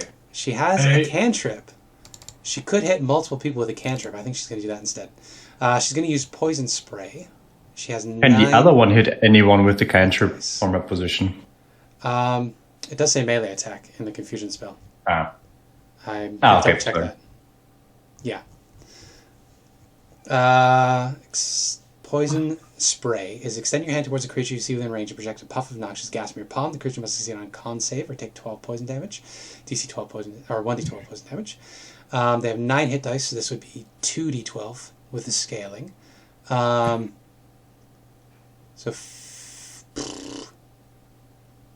think if cantrip scales for a creature, it already has it in it. It's broken on Roll20, actually. It's based on your caster level, not your hit dice. So it doesn't work on people with innate spellcasting. So I'm going to have to change this manually. Does it not say it's caster level for people with innate casting level? Yes. Innate spells don't count for cantrip scaling. I figured that out yesterday because I was creating I was customizing the Night Hags, and their cantrips weren't working. And I was like, oh, it's because they don't have spell levels or caster levels. Anyway, it is only one creature. It is not a cone. So in that case, I think it's going to... It thinks it's out of range. It's going to get to there, and it's going to send a poison spray your direction, Lith. So I need you to make a con save or take 19 poison. It's down to 8 for you. Wait, is it supposed to scale now or not? It is. Didn't you just say it doesn't? It's supposed to. It doesn't for the caster level. I'm saying it does because otherwise it's a joke. I mean, yes, these are supposed to be weak because the medicines are the strong ones. Anyway, I fail. I take 9. Yes. 8. Just round it down. 19 rounded down is 9. You're right. I can do math. See, I wasn't trans the whole time. I can't do math. I'm just gay, I guess. So, the pureblood sends some poison your way. You take some poison damage. I have to make a con save for the damage. To see if you remain concentrating. You're fine. I may remain concentrated. This one wastes its turn. This one is going to run up again. It's 5, 10, 15, 20. This one is going to come up to you with 2 scimitar attacks. We get a 1 and a 2. Nope. 21. Second one hits 5. So for 5 slashing. They can see that you didn't seem particularly damaged by the poison, so they are aware that you are resistant to poison from now on. You remain concentrating on confusion. The other pureblood's going to go. We got 5, 10, 15, 20. She is going to send a poison spray at Maxonre. So could I get a check from Maxonre, con save from Maxonre? It's a 12 to succeed.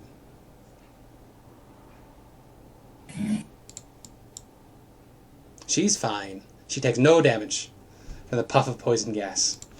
5, 10, 15, 20, 25, 30. I guess 30 would be there. She will send this at Olaf. So Olaf, con save, please.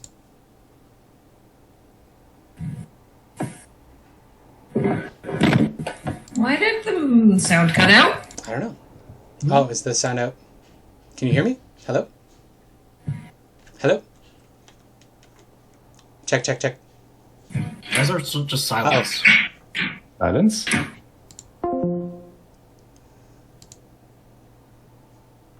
you hear me now? Hello? Hello? Hello? Hello? Hello? Check. Testing, testing. God damn it. Oh.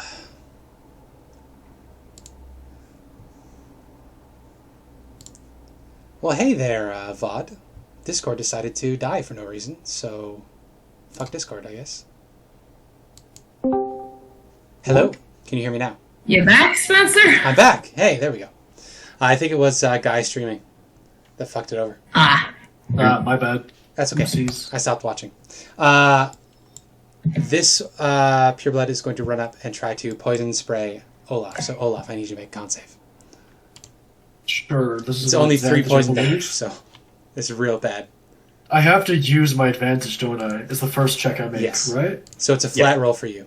No, not saving. No, throw. it'd saves be don't an have disadvantage, So so it's it's advantage. advantage. Yes. Yeah.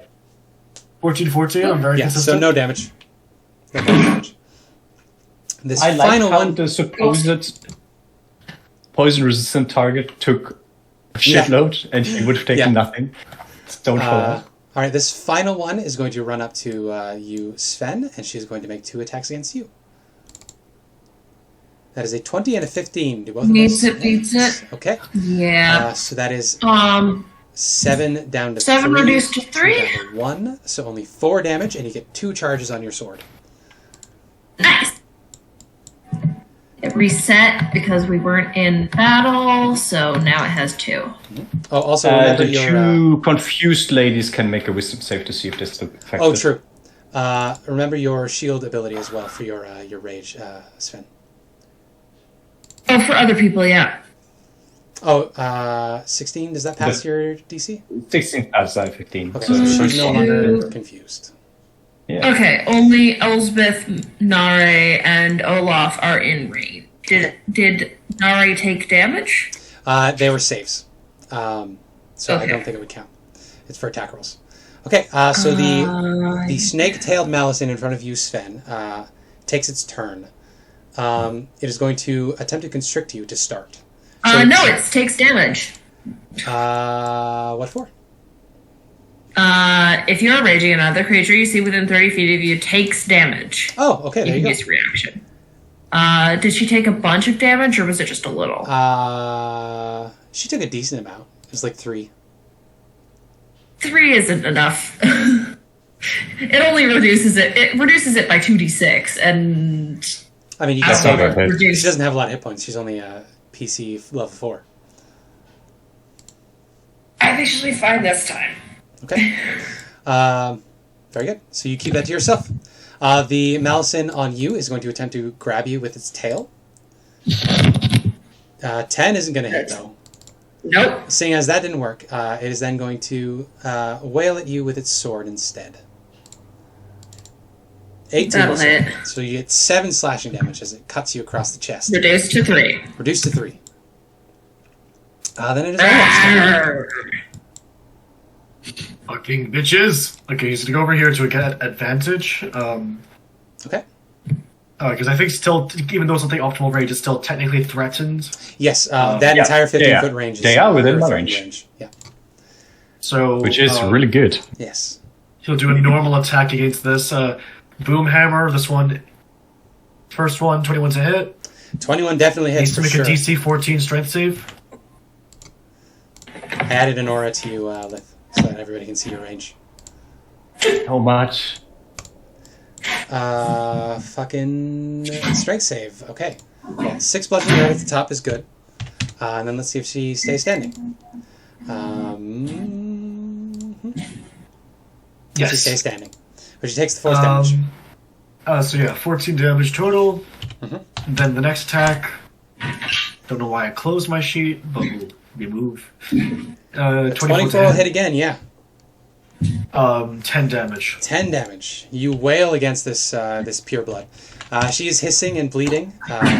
You got her below half. She's bloodied now. You'll move here. Okay. Circle around. You'll get Fenrir to move here. Very Fenrir good. will attack with advantage. Fenrir comes with a bite. Jump. Jump chop. Chop 14 to hit. 14 will hit. 5 force. 5 force damage, and she needs to make another strength saving throw as Fenrir tries to knock her off her feet. Oh, that's not a thing. Unless you. Oh, I'm sorry. That's wolves. Yeah. Even though Fenrir is more than half a wolf, he doesn't have the strength. No, I got you. Still Unless you defending want to that give it to him. Nah. It'd be funny. Nah. It'd be funny. It's fine. If we that's hit level the 15, end I'll let of you my do that. turn. Because you get Yeah, to I want to upgrade Fenrir after like level 15. I think it'd be fun to upgrade Fenrir into like just a tank of a fucking companion. Okay, so the ball lightning deals damage if it ends its turn near it, right? Not at the start. Abby? Muted, sorry. Yep, you're right. Okay, good. In that case, it is going to slither around and head straight for you, Abby. Elspeth. Yep. It will approach Elspeth and attempt to constrict Elspeth with its tail. That is a critical hit, unless anybody wants to intervene. You're far to impose this advantage. Fenrir is not within range. You're too far, sadly. Lith. I can reduce it though. Turn has not passed yet. Again, so, but you can reduce it. So yeah, that would be 16 damage reduced by 2d6. So let's see. Okay. 11. So you take, 11 bludgeoning damage, and you are grappled. All right. It is then going to hit you with its sword. Okay. Grapple targets don't get advantage. That would be too helpful, wouldn't it? I am restrained. Oh, thank you. I can read. Can you? I had this the other night. I was playing with a DM who put a level 4 party up against 3 ropers. There you because go. he didn't read congratulations. that. Yeah, he didn't read that people grappled by ropers are restrained. Okay. Well, that is 20 to hit for 7 slashing damage as it chops down on you while snaked. I'll cast shield. Okay. Does that bump you up high enough? Yep, it goes. It's 21. Okay. Roll me that check for the surge. Yep. We're good. You're Shay. fine. But you are shielded till your next turn. Alright. Malison type 1. Snakehead Malison. I think he's going to come up and try to bite Elspeth. 5. Bridge Day. Yeah, he runs over here. He's going to try to bite you. Your AC is what right now? 21. 21. All right. So it bites once, and then we'll stab you. 17 is not a hit. 7 is a miss. You wasted. All right. We're back to Lith's turn at the top of initiative. You get your reaction back for Silvery Barbs. If you want, go ahead. Heck yeah. I feel like we might want to clean up here a bit before continuing. So, because even the recons can do suppressing massive damage. Mm-hmm. So the one on the northeast will get smacked first. She does. 12. 12 will hit them. They are unarmored. Hey. Then give me a con save. Okay. I'm guessing it is just force on the first one, right? That is a fail. Hey. So she takes the poison damage as well and is poisoned. Yes. So roll me she that takes good damage. 8 slashing plus another 5 slashing and 4 poison. Max not quite poison damage not poison. bad. So 17 and poison. 17. They resist poison.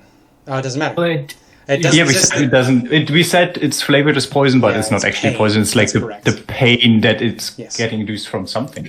Yes. I do no pain. Very good. So I will leave that one there for now, and I will somehow smack the one that is past Nare. Okay, yeah. So you flutter up a bit in your space. Lunare. Whip the whip around. You whack him good. This one Let's see. does not have the poison. Nope. Up. It's an 11 to 15. hit. So you So it hit takes for 17. sure. 17 damage. I do enjoy just doing like 30 plus damage, just casually from normal attacks You're every time. wailing around. Your turn passes. Elspeth, your shield drops, and you can take your turn. And then Nara will take her turn. Bonus action first, I'll ram into this guy, the one that's got me grappled. Okay, that is a dex save. As a 4, it takes all of it. I've clicked it, it's not going through. 2d6. I'll just roll it manually, see if that does it faster. I did it. Oh, there I'm we faster. go. Oh, you did it. It's 4 Oh, it was asking me level. I hate Ah. that feature. 5. Slams into it. Yep. Is this guy wearing metal? No, they are wielding metal weapons. They're unarmored otherwise. Alright. But the handles of their weapons are wrapped in leather, so I don't think it would necessarily help you. I'm gonna pull out my Wand of Fear and use 2 charges to I'll point at the 2 in front of me, and there will be a 6-foot cone of this pale bluish light. Beautiful. Inside of that, every creature must, or is it each creature? Yeah, each creature must succeed on a DC 15 Wisdom save or become frightened of me for 1 minute. The type 1 is fine. The type 3 is not. So the one that is grappling you is frightened of you now. Yep. While it is frightened, it must spend its turns trying to move as far away from me as it can, and it can't willingly move to a space within 30 feet of me. All right. It also can't take reactions, and it can only use the dash action. Okay, good. Good. Thank you very much. I appreciate that. Take away my successful hit on you. Okay, I see. That is it. It do be like that sometimes. Good. Maxandra gets to go now. Yep. She will. She sees these 2 in front of her. I think she gets her stuff back on a short rest, so I think she's just going to go for another shatter. It's her highest damaging option. Okay. On the 2 in front of her that aren't like getting anyone out. 16. Okay. Yep, So I'll roll let's it. see. Let's see how the purebloods do. We're good. She's fine. We get 2 con saves from the purebloods. 2 fails. This one dies. It explodes in blood and viscera. This one is still standing. I'm still standing. Yeah. So Maxandra explodes that one. She does not trigger Wild Magic Surge. And that is the Elspeth and NPC turn. Then we come back all around to Sven. Elspeth and friend. Rawr. I think we're just gonna crackling greatsword against Very good. the. That guy's never been hit. That guy has been hit a couple times. But Did hit this one. Yeah. On your turn. This one has not been hit. The pureblood has not been hit. Yeah. This guy's seems like they're more dangerous, so I'm going to attack them Good specifically. idea. Oh, Oops, wow. I'm sorry, I accidentally rolled 3 times, but No. only the first 2 28 are and valid. 23 will both hit, considering their AC is 11. Sorry, these ones Yeah. are 12. Still, yeah. Roll me those damages. 10 plus 12 2, and 11. 13. So that is 25. Total of 25. Yeah. Almost in one hit, bringing it down to bloodied. Yeah. No bonus actions, so your turn passes. Die! The purebloods get to go. So this pureblood on you is going to I skirt said just around. die already! She's going to come up behind you and attempt to stab you with advantage with her scimitar. So we get 1 scimitar attack across your back. 14 does not hit. 21 will 14 hit. does not hit. 21 will 21 hit. will hit. 1 I slashing take damage. 1 damage. And guess what I get to do? Yeah. Crackling hits. She gets shocked. So, who do you want to hit with your shocking grasp? Well, I think it's the person. The Malison or the Pure Blood? Oh, yeah, actually it makes sense. It's the one. I think it's the one who hit me. It has to be them. So you can roll your shocking grasp. Out with the rage. Okay, so I roll to hit. My regular to hit, and it fails. Sad. So congratulating the baby. Unfortunate, and she is not wearing metal. So. Baby. Yeah, it's a natural 2. Boo. Unfortunate. So I think the lightning just kind of crackles everywhere. Yep. You get a feedback loop. Your ancestral spirit gets to sparkle more brightly. Yeah. As it discharges. Other pure bloods get to go. This pure blood, seeing as it's taking quite a bit of damage, it's going to try to back away. Lith, you can make an opportunity attack. Is it actually managing to go out of the 15 feet? Yeah. Was it this one here? It's this one, yeah. It's going to take a step backward kangaroo to pouch. try to get out of range of all the spells. Smack. Hits. Yeah, 15. 15. She does. She tries to You're leave. not running away, darling. Boom. You're so frail. This one is poisoned. It is, however, going to try to kill Olaf anyway. So these are disadvantage as it tries to hit you twice. First attack. Is it the one top right of me? It is the poisoned one, yes. 13 will miss. It already has disadvantage, so don't bother with 2 misses. Oh, no, yeah. No worries. All right. The one below you is going to attack you. So if she hits, you're welcome to use Seal Defender thing. 11 and a 5. So nope. This one in the back, we'll roll for confusion. Roll me a 1d10, Mia. A 2, I think, is doing nothing. It's a bonus action to bring Yorm out of the staff, but you can't use her until tonight. A 2 is probably do nothing. Okay. The creature doesn't move or take action this turn. Woohoo! Okay, yeah, so her turn is wasted.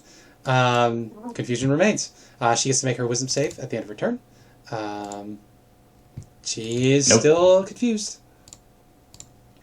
What am I doing here? So the Malison on Sven is going to attempt to wrap Sven in its tail again. With advantage, sorry. That misses. 22 That hits. though. So 4 bludgeoning damage and you're grappled and restrained. It is then going to follow up with its scimitar attack with advantage. As it chops you. 23 will hit for 9 slashing damage reduced to 4. So you only took 8 damage total. And I charged my sword twice. Very good. It is then going to use its movement to drag you away from the rest of the group. No, my child! We'll just go there for now. Olaf. Attacking the one below me normally. With, actually, no. Which one looks more bloody out of these two? Of those two, the one between you and Venera is worse off. Okay. She's about a quarter. I know that one's like poisoned, but Yep. if it's poison, it's poison. Well, it's pain poison. She's racked with pain. 20 will certainly hit. 30, 20, dirty 21. Okay. Oh wait, 1 second. Let me just check if I recharged it first. I did not recharge, so only 12 bludgeoning damage. She had 11 hit points, so you destroy her. I guess I'll just roll again and see if I don't hit, and I'll for this one up here. So you step away and ram into the poisoned one with your big hammer. Your boom hammer. I don't know. No, I'm gonna go over here because I want to help Elspeth. So you would be leaving her range, so she will attempt to stab you. That's fine.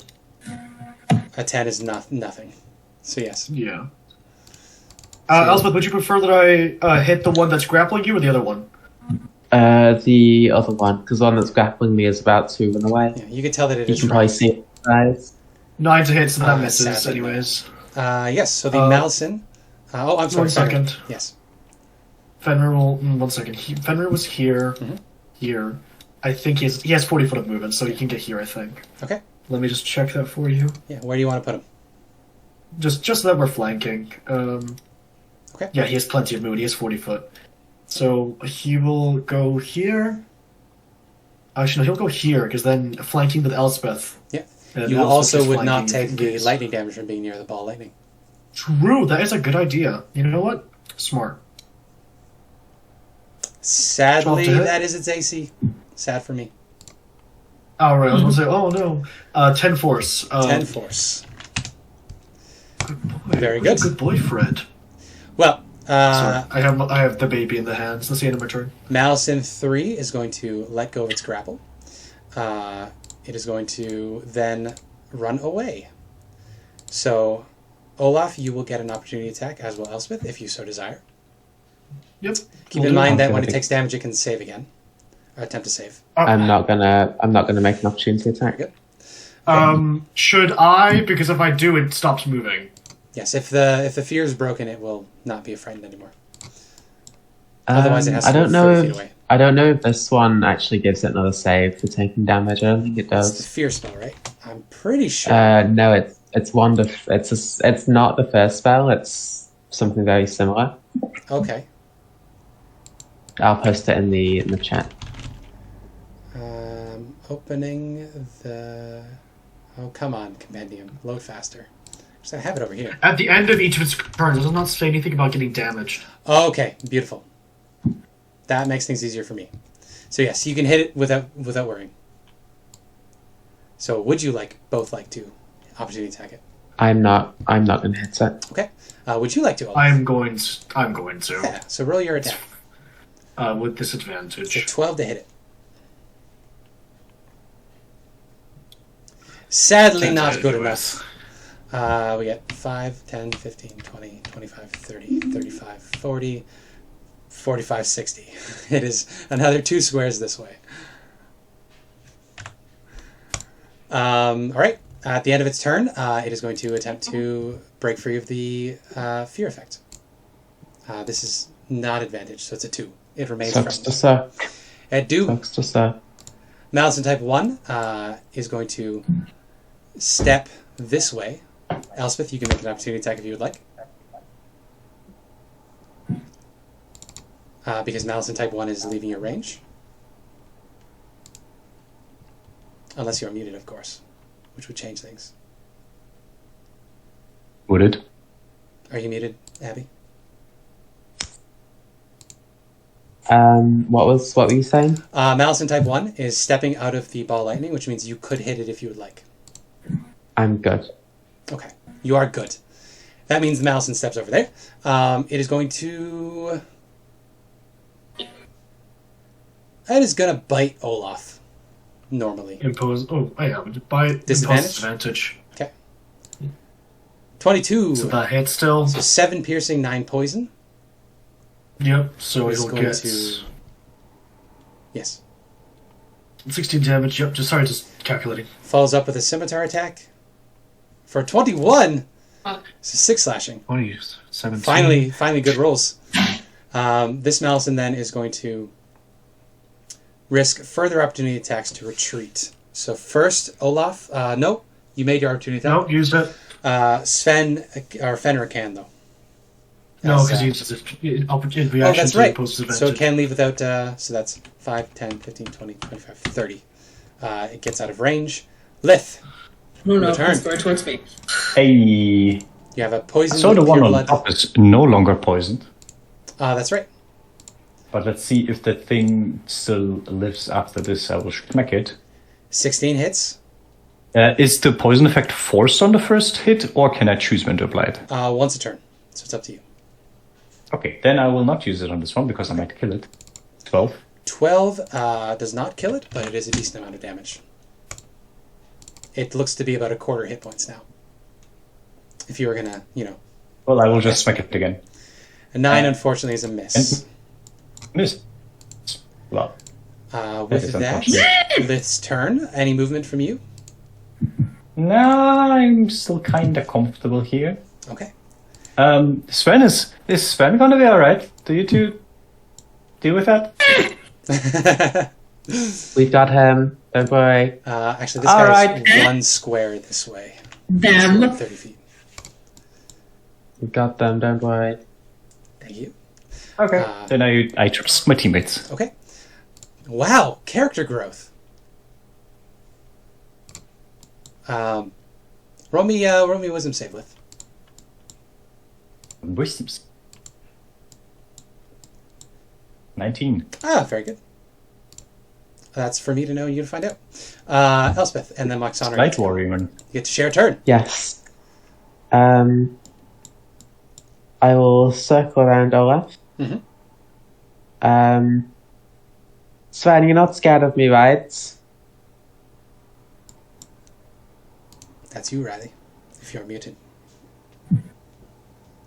Oh god. The fucking not code. muted. Oh, I'm sorry. I said no. Alright, I will do the cone again.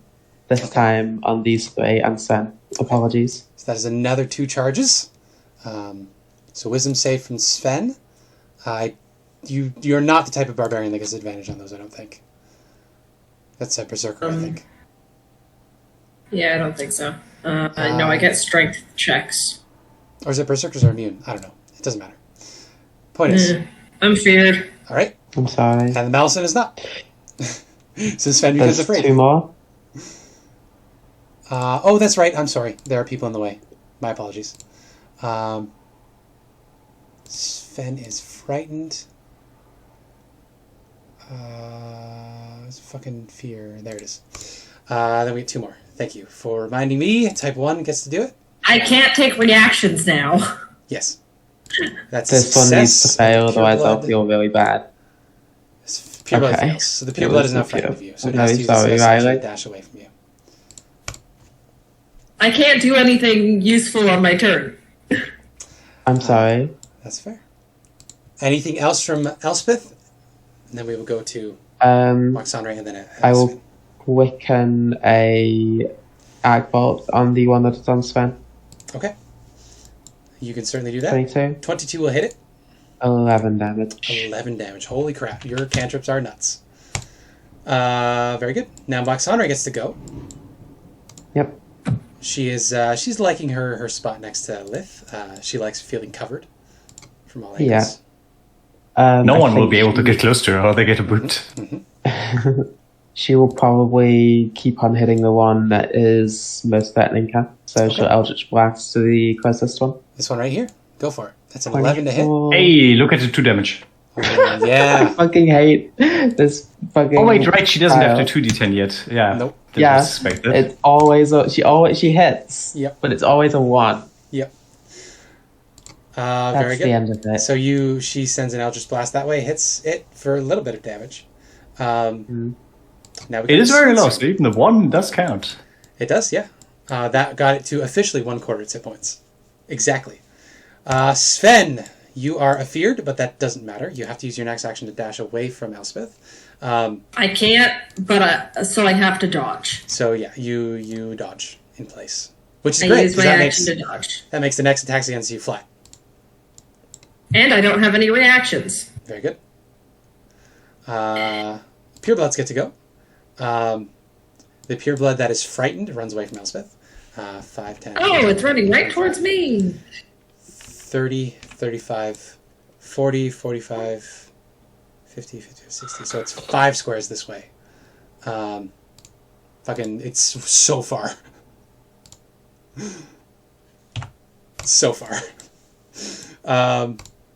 And then this one, she is going to run up to...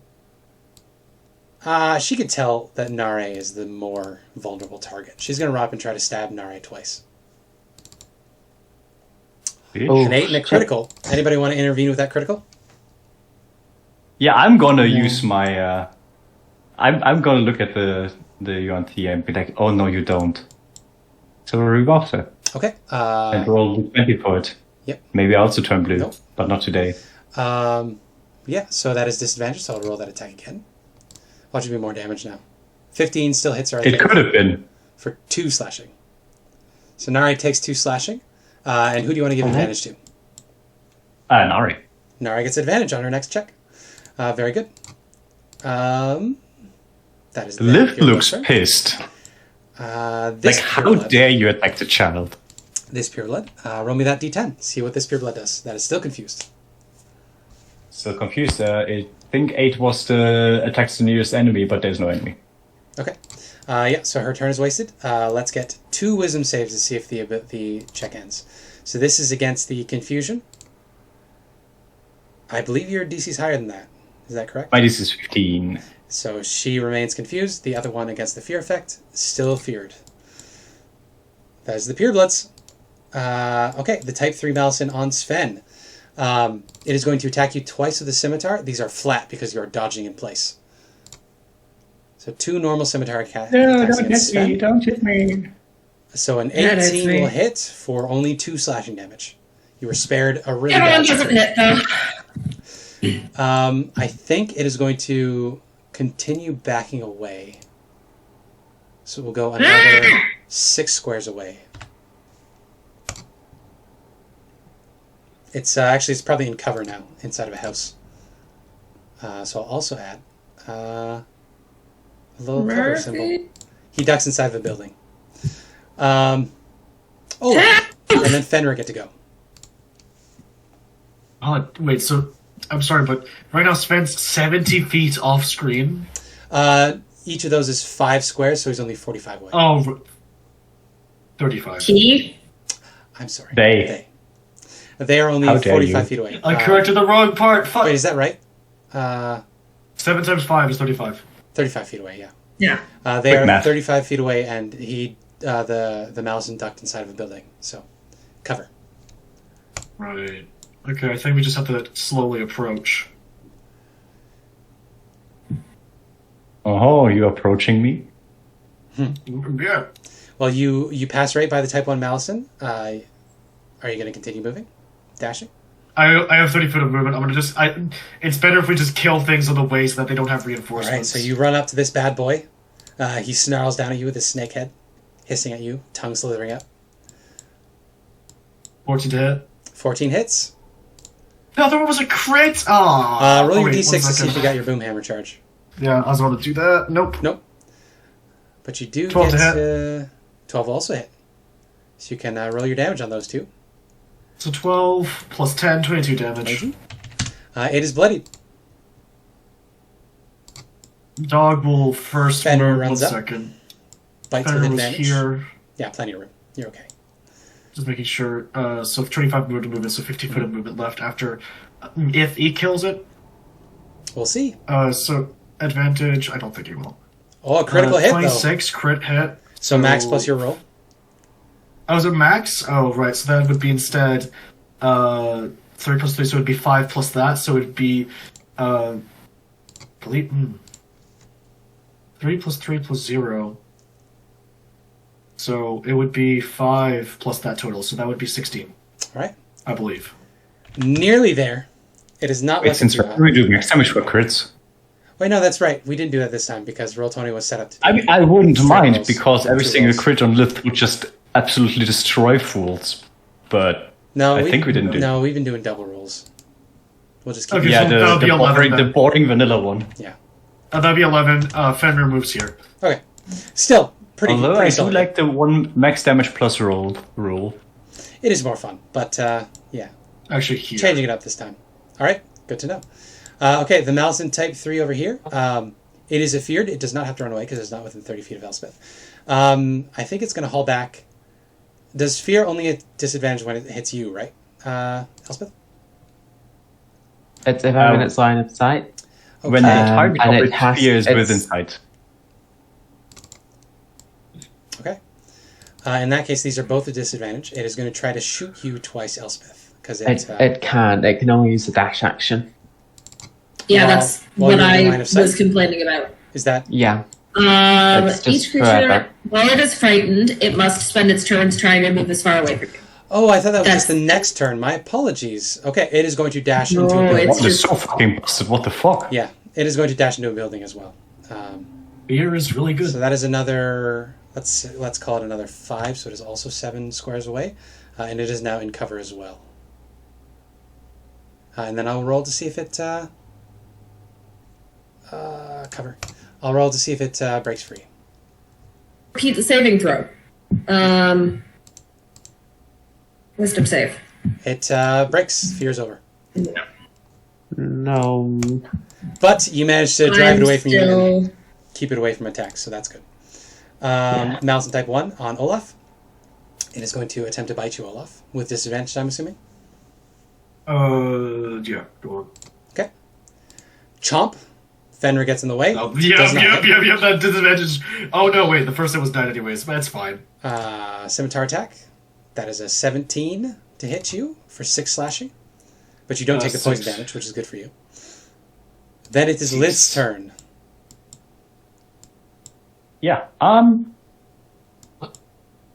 Actually, I think it's gonna shuffle this way to get out of get you between Elspeth and it. Now it's your turn, Lith. Do I do the fancy little dance? I think fancy little dance. Right, I will try bonus action DC 20 acrobatics check. Unfortunate. Unfortunate. So just regular The damage. thing is relatively low, so I will still try to smack it once with the whip. At disadvantage, unfortunately. Unfortunate. You could get another crit. I miss, sadly. Why didn't I just give myself... I could have just made it advantage, which would cancel it out with my last... but I didn't. Then I will... It's fucking useless. And I will smack it with my baton instead. Your baton. That'll hit.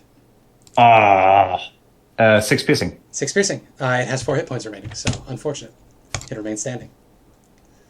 What? 6 piercing? And you said it has 4 remaining? It had 10 hit points. It now has 4. Okay. Elspeth! Unless Lith wants to move. I'm thinking if there's anything else smart I could do to help here, but I don't think so, so that's gonna be it, yes. Okay.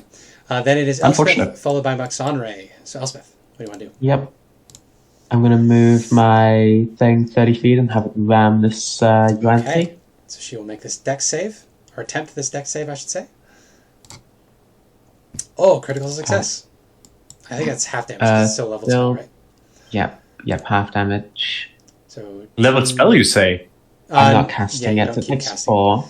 Well, she has 4 hit points, so she did. Good job. Nice. Yeah. And then I'm going to Arcbolt the one that's on Sven. It is in He's, full cover. That plus 35 feet. Wait 1 second. Something about my enhanced arcane focus ignores Would I half be able cover. to? No, it's fully Would I bindable. be able to move? He's also to where it, 35 feet plus whatever that is. yeah. Would I be able to move to where I can see it? Is that? There's no door on this building. You are how far away from it currently? Let's see. 50 plus 35, so that's 85. 85? You might be able to get an angle on it, but it'll still be half cover, which you ignore. That's fine. Yeah. Where would I be? Like over here, maybe? Yeah, you'd have to go either direction, to get an angle on it. Yeah, I'll do that. Then that's 8 damage. Okay. 8 lightning damage. And that's the end of my turn. Okay, and then Princess Maxonray gets to go. There is a confused pureblood, and then the Malison type 1 and 2 Malison type 3s in cover. Okay, I think she's going to get the one that's on Olaf. Okay. 26. Hits. Wait, she got Finally. actually a decent amount of damage. 8 force slams into this thing from behind. Not dead, but nearly so.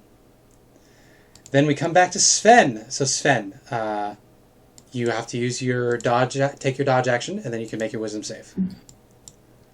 I use my dodge action. Wisdom I save. make a wisdom save. Your Yay! So next turn. Okay, cool. You also get I reactions. now have reactions? Yes, so you're dodging, Or and you is can it- take reactions. Okay, cool. That means I might be able Sorry. to do that damage again. the Malison. Oh, you weren't in line of sight anyway. So you wouldn't have had a dash. Always when it also happened with the if confusion regardless of line of earlier. sight, we already determined that. Oh, my apologies. Okay. Well, Pureblood's good to go.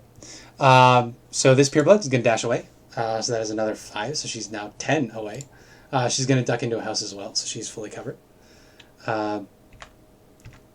10 squares away. She is now fully covered. I guess 3/4 cover, because you can still see her through Going those on with windows. this one. The only other living pureblood needs to roll for confusion. What you gonna do? That's you, Mia. D10. Alright, that thing still exists. Yeah, it still does nothing. Still does nothing. It would have attacked allies like 3 times, but because the spell is stupid and doesn't say that it moves to the nearest enemy, it doesn't do shit. Still confused. This poor pureblood. That thing has been out for like 4 rounds. The spell was not very useful, but it at least took 1 enemy out. Alright, the Malison grappling Sven is going to get to attack Sven again. So it is going 3, because I'm dodging. to... yes, that is correct. Normal rolls, and it's going to scimitar you twice. 1, 2. I think both of those will hit. So that's 9 slashing. My screen just went crazy. So you take a total of 7 slashing damage after the reductions. And I return the. This is my. Yes. This is my Shock spark. damage. Yeah. Sadly, its AC is 12. Yeah, That sucks. Yeah, it's plus 7. You just rolling real bad. Sorry, bud. I know. But that is the type 3 Malison. Olaf and then Fenrir get to go. So this cobra-headed fucker is nearly dead.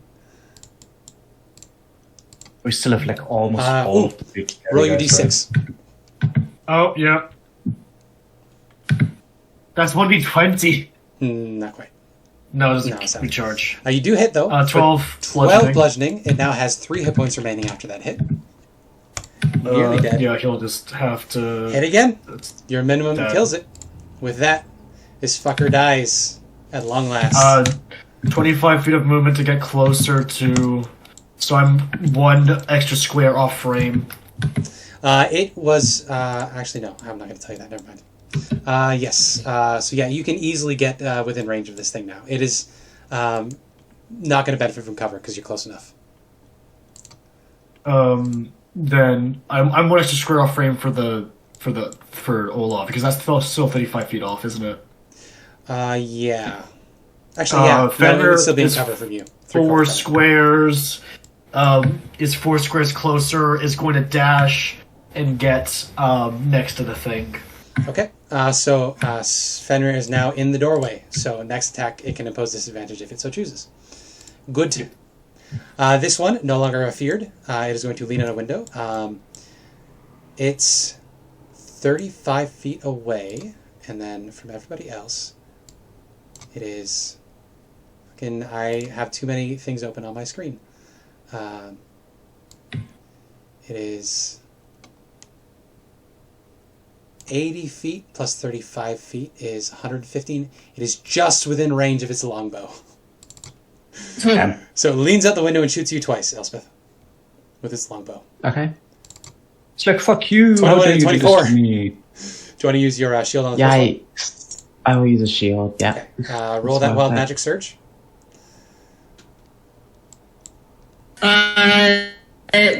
No, she shouldn't have to.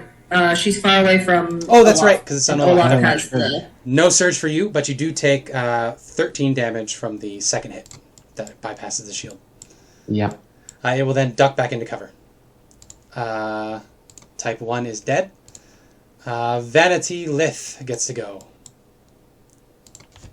Enemies are getting kind of thin here. They are. As in, they're so far away that I will go here. Wait, that's one to further to place here. And schmack schmack. Schmack schmack. Both of them hit. It only has 40 hit points, so let's see. Wait, did that one get damaged before? No, it's not been hit yet. So let's see. First one get poison because the poison would crit anyway because it's that effect. Give me the Con con save. save. Right? Con save. Succeeds. Meets it, beats it. Unfortunate. But that's still 7 slashing. Yeah. Plus 6, 13 in total. Okay. It's annoying that you can't do That's fair, several that's fair. simple. And then it's gonna kinda explode, but not really. That's 821. Ooh. Yeah, so you almost Close, killed it in yeah. 1 round. Yep. Crap, crap, If crap. only I didn't roll like shit on my extra damage from the crit. The crit was only 4 extra damage. Does it save against confusion when it takes damage? No. Only at the end of turn. That is your turn. Elspeth, and then Mike Sonray. Yep. I will take another shot at this guy. Wonderful. On Sven. 15. That'll hit. 10. 10 lightning damage. It has 12 hit points, so it's now 2 hit points. Quicken. Okay. For another one. It's dead. Nice. So Sven, you fall out of its grasp as it dies. And I'll say to Max Samway, watch out for that one. And I'll point to the one that's now not dead and is running towards us from the south. Well, it is hiding. It's sniping. Oh, it's hiding. I guess we'll just say, watch out for that. Oh, I don't see it. Oh, Riley is having internet problems. He can't hear us. No. I guess she'll just hit the one that she can see. Come on, there's something's up with it at this point. I'm calling bullshit. Ring, ring. All right. She deals 1 force damage. It is now down to 5 hit points. Ugh.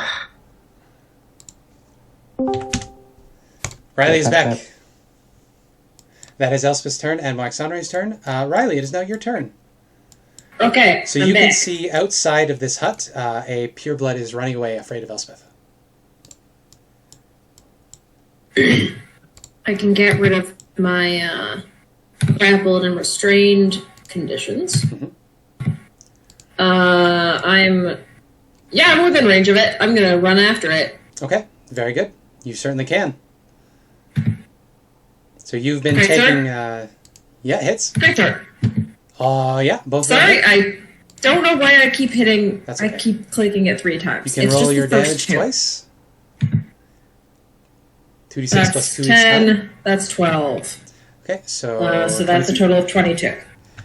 You bloody it in 1 round. It is hurt badly. Purebloods get to go.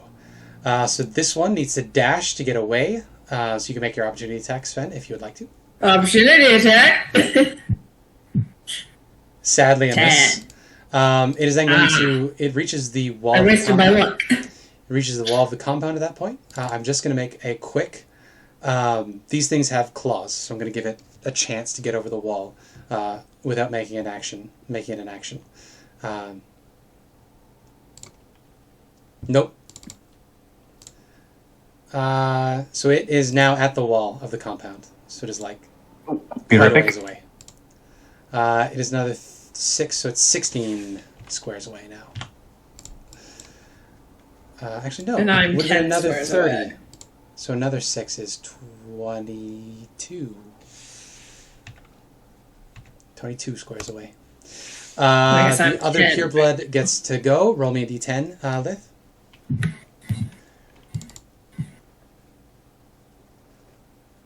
That's you, Mia. I guess I can roll it if Mia is forgetting. Did Mia say PRP? Nope, I didn't see anything. That is do nothing, so it wastes its turn. Yeah, she might be BRB. Or the internet, Discord's fucking up a lot, so maybe that...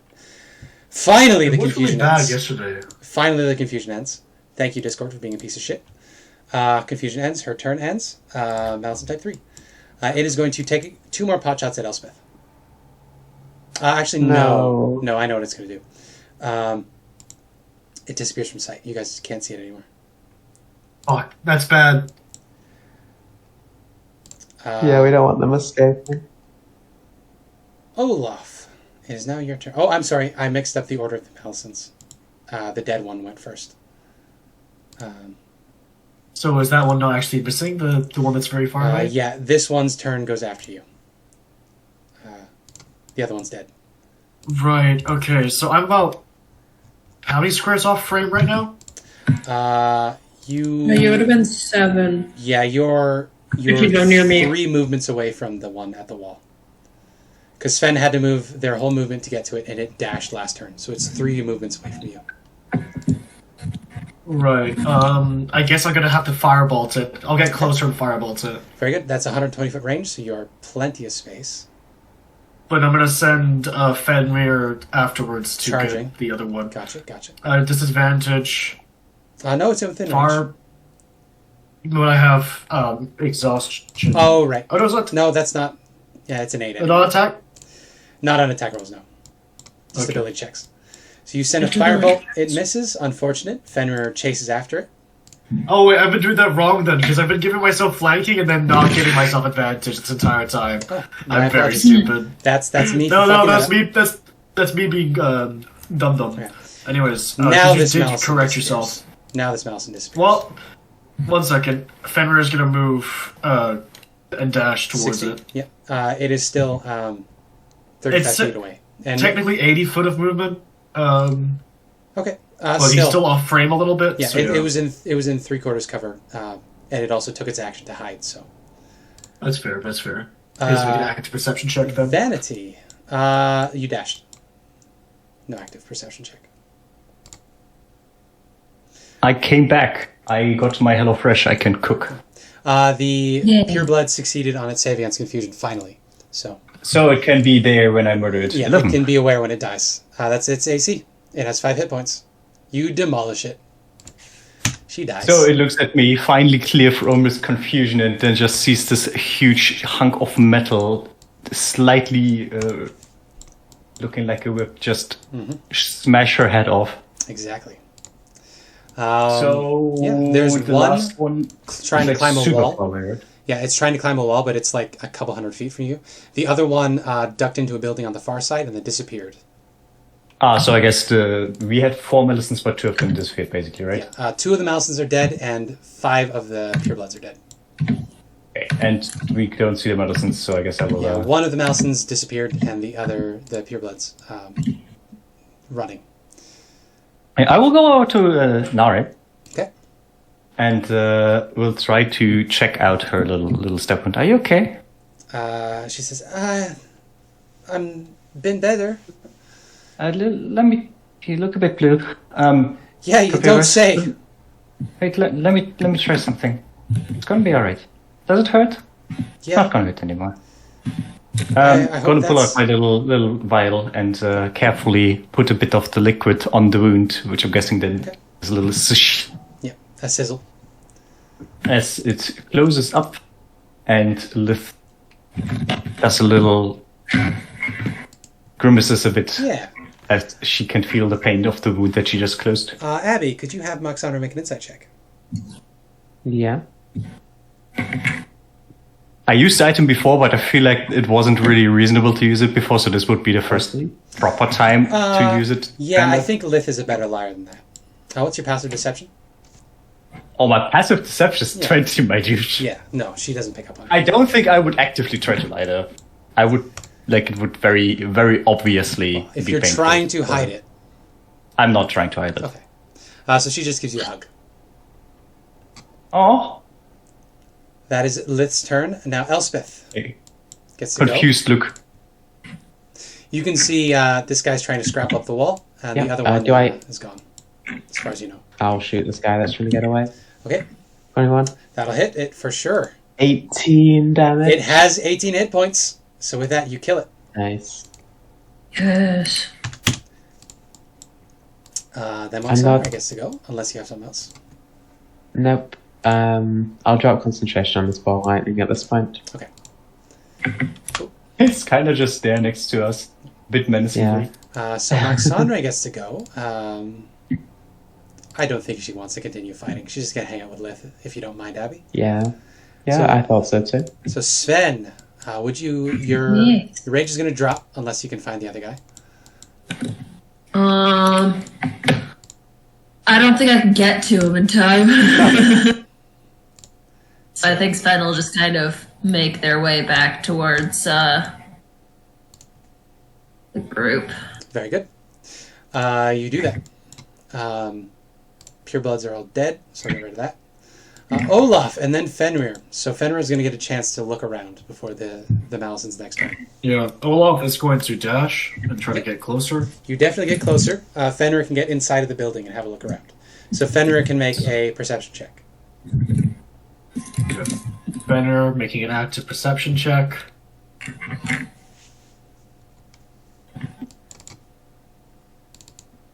One second, I remember him having a pretty good perception. It's a +6 because his passive is. I couldn't find it on the sheet to click it. 25. 25, yeah. So Fenrir, it has. Let's see here. 25 is good enough. Fenrir doesn't see it, but what Fenrir does see is there is a suspiciously snake-shaped hole in the foliage in one of the windows where it looks like a very large snake crawled across the floor, up the wall, and then through a window at the back of the building. So it's gone then, basically. It would seem so. You, of course, know that UNT can use their action to polymorph into snakes. The size of the snake is dependent on what type of UNT they are. Yeah, they can't, just disobey the laws of fucking conservation of mass. It needs to actually make sense. I mean, polymorph does do that, but no, they stick Well, that to the involves size magic. This is a biological process, I guess. Oh, no, it's magic. Is it magic? For Yeah, fuck's it's sake. definitely magic. Yeah, it God polymorphed fucking into a medium snake and then crawled away. It could have only moved 30 feet, but that's like another 20 feet out of Fenrir's range, and Fenrir already used its action to search around. So, Fair. Fenrir Yeah. also can't talk to you, so you don't know this. I mean, its passive perception is 16, but that's fine. Anyways, but yeah, because it's active. Sorry. Yes. Fenrir will probably bark to get Olaf's attention, and by Yes. the time he gets there, it's already gone, so... Yeah, so we'll just end initiative there then, because I don't think it's reasonable that you'd catch up to it. Because next turn it's going to dash. And it has If we had flying, maybe, yeah, basically. it has fucking... but what are they? The crawl speed is... Slither 30. speed. So it can move 60 feet with its climb speed, and it's also got natural camouflage in snake form, so... No shot. It's good! Okay, Can't let's get do it. XP. That was 3 Decent CR3s, amount. which is 2100, plus 6 purebloods, which are CR1. Not a lot. So 200. So that's another 200 times 6 is 1200. That's 3300 divided 5 ways is 660. 660 each. Nice. So I think some next people have just level, leveled up. I'll be level 7. Okay. Well, the day is only just beginning. I think as things wind down here, are you guys interested in taking a short rest? Yes, definitely. That would be helpful, yes. So you can circle up in the gazebo, bring us to noon. It is now noon. Yeah, I'm now only 442 away, or 432. Good. Getting pretty Wait, close. what's level 3 again? Is it 23,000 or 24,000? 2700. Also, No, Mia, doesn't I level think 3 you're correct about cantrips not scaling based on hit dice. It would probably scale with CR more than caster level. No, you have a caster, you have a 2300. level, and it is not a proper correlation between level and creature level, because Yeah, that's it just doesn't not how know D&D quite does. how it works. But it usually tends to be...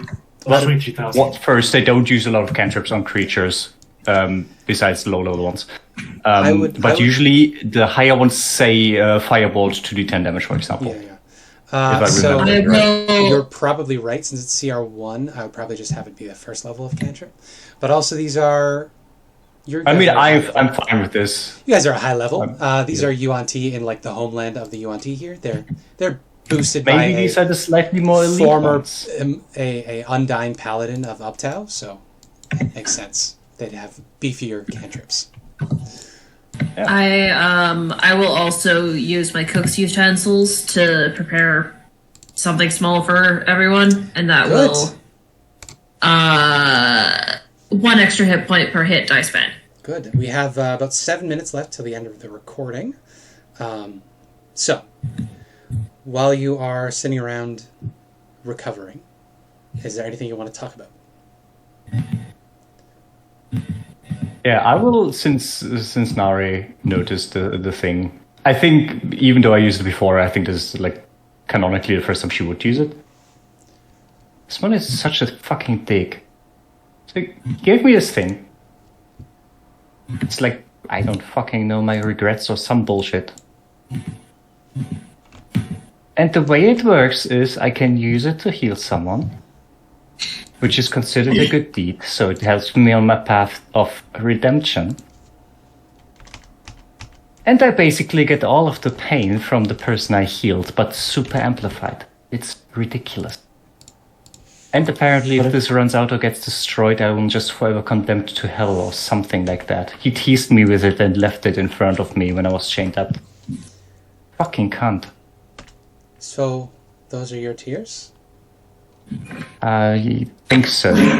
I didn't know Succubi could cry. Supposedly we can't. But when little Skizix came and showed that she can change her fate, I guess I couldn't help myself. Well, I mean... Guess it's a good thing. Yeah, it is nice to care about people. I don't know if I would go that far. It was more trying for what I could have had and never had. Realizing that all those things... Well, Succubi always chase something, and they never, supposedly never, are able to get it, so they are always left wanting.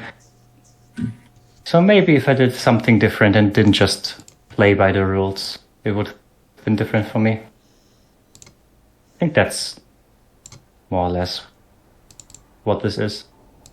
The regrets at not trying sooner. Or maybe it is caring about someone. I mean, I guess it's something that I wouldn't use on anyone. Well, you used it on me. Didn't really think much about it. She also used it on Sven. Yeah, technically, I think those thematically should be retconned. I think... Because I didn't think too much about it back then. Waxanray smiles and she says, see? You do care about us. Well, I don't know if I care that much. I do like you, though. You use some of your very limited tears. That could damn you to eternity if you use all of them. On me and Sven. I think that's pretty noble. Honestly. You know what? You're right. It's pretty noble. And you know what? It feels good. Good. Because you were in pain, I didn't like you being in pain, I used it, you were not in pain anymore, and you seemed happy about it. It feels nice. It's a weird kind of pleasure I didn't know before. Maybe if pleasure is the wrong word, but I am at the lack for words at the moment. You know, as scared as I am of being queen, and as inevitable as it feels, I think maybe if I do it that way, like the way your tears work, if I make sure that anything I make other people do, maybe I should make sure that it costs me something too, that I'll think twice. It seems like Zelkore and the Omuans, they're very selfish.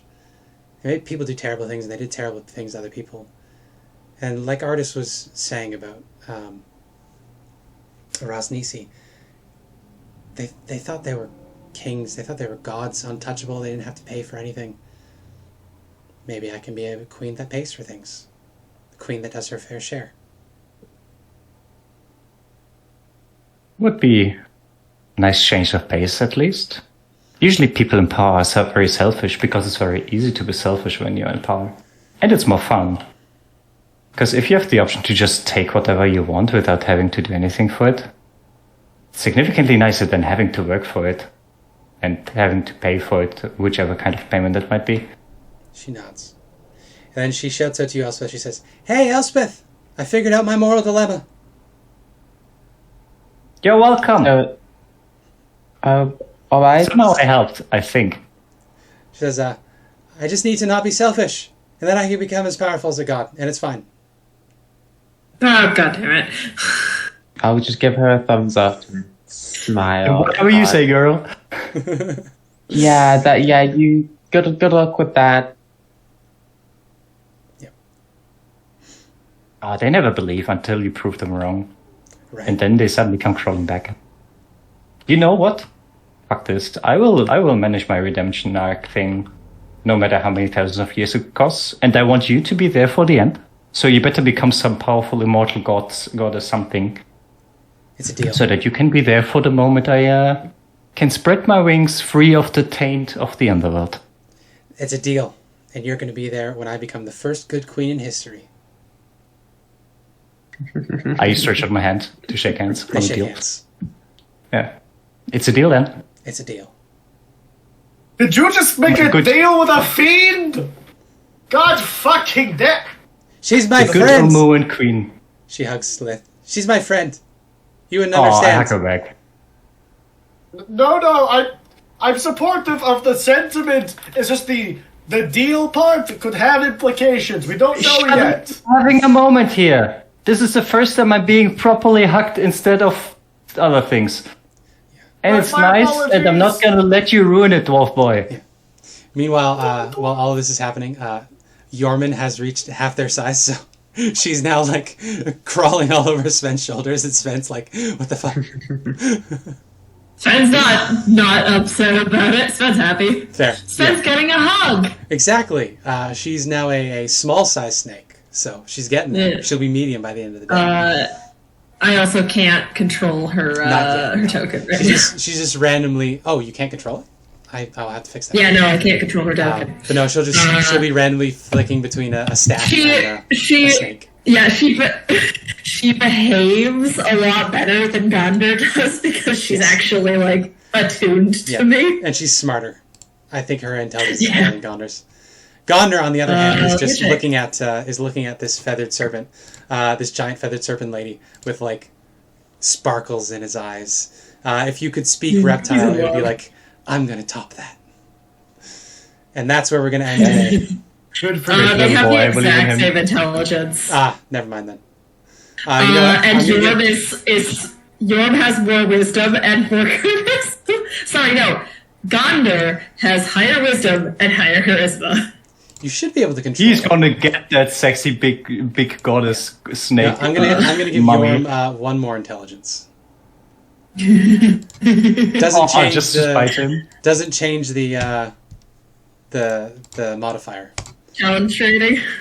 But now she's got 3 intelligence as opposed to Gondor's 2 intelligence. Well, there we go. That was today's session. That was session 4. I think we'll call this session. What do we want to call this? What's a funny name? Dwarf core. Dwarf Core? Dwarf Core works. So. Vored 4.0. Gone of Voring. Vored again. That's what it's Vored again.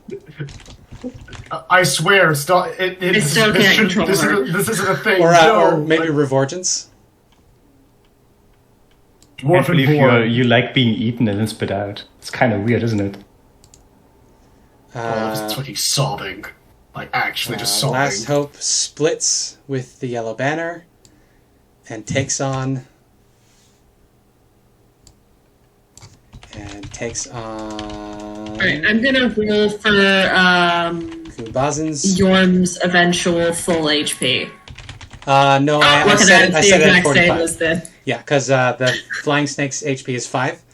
She gets the additional 40 from the. It's the 2d4. It's the 2d4. I was gonna see if it was gonna be lower or higher than 45, but it's exactly 45. Oh, there you go. Takes on Kabuzin's Shrine, then gets ambushed. Gets knowingly ambushed. Yuan-Ti. Boom. Walks into an ambush willingly. So that was session 35. Thanks And so much murders. for playing. Let me know if you have any questions, comments, or concerns, as well as anything else broken on the character sheets. Thank you. I don't know, I love the idea that every deal with a fiend has some kind of significance. End of recording.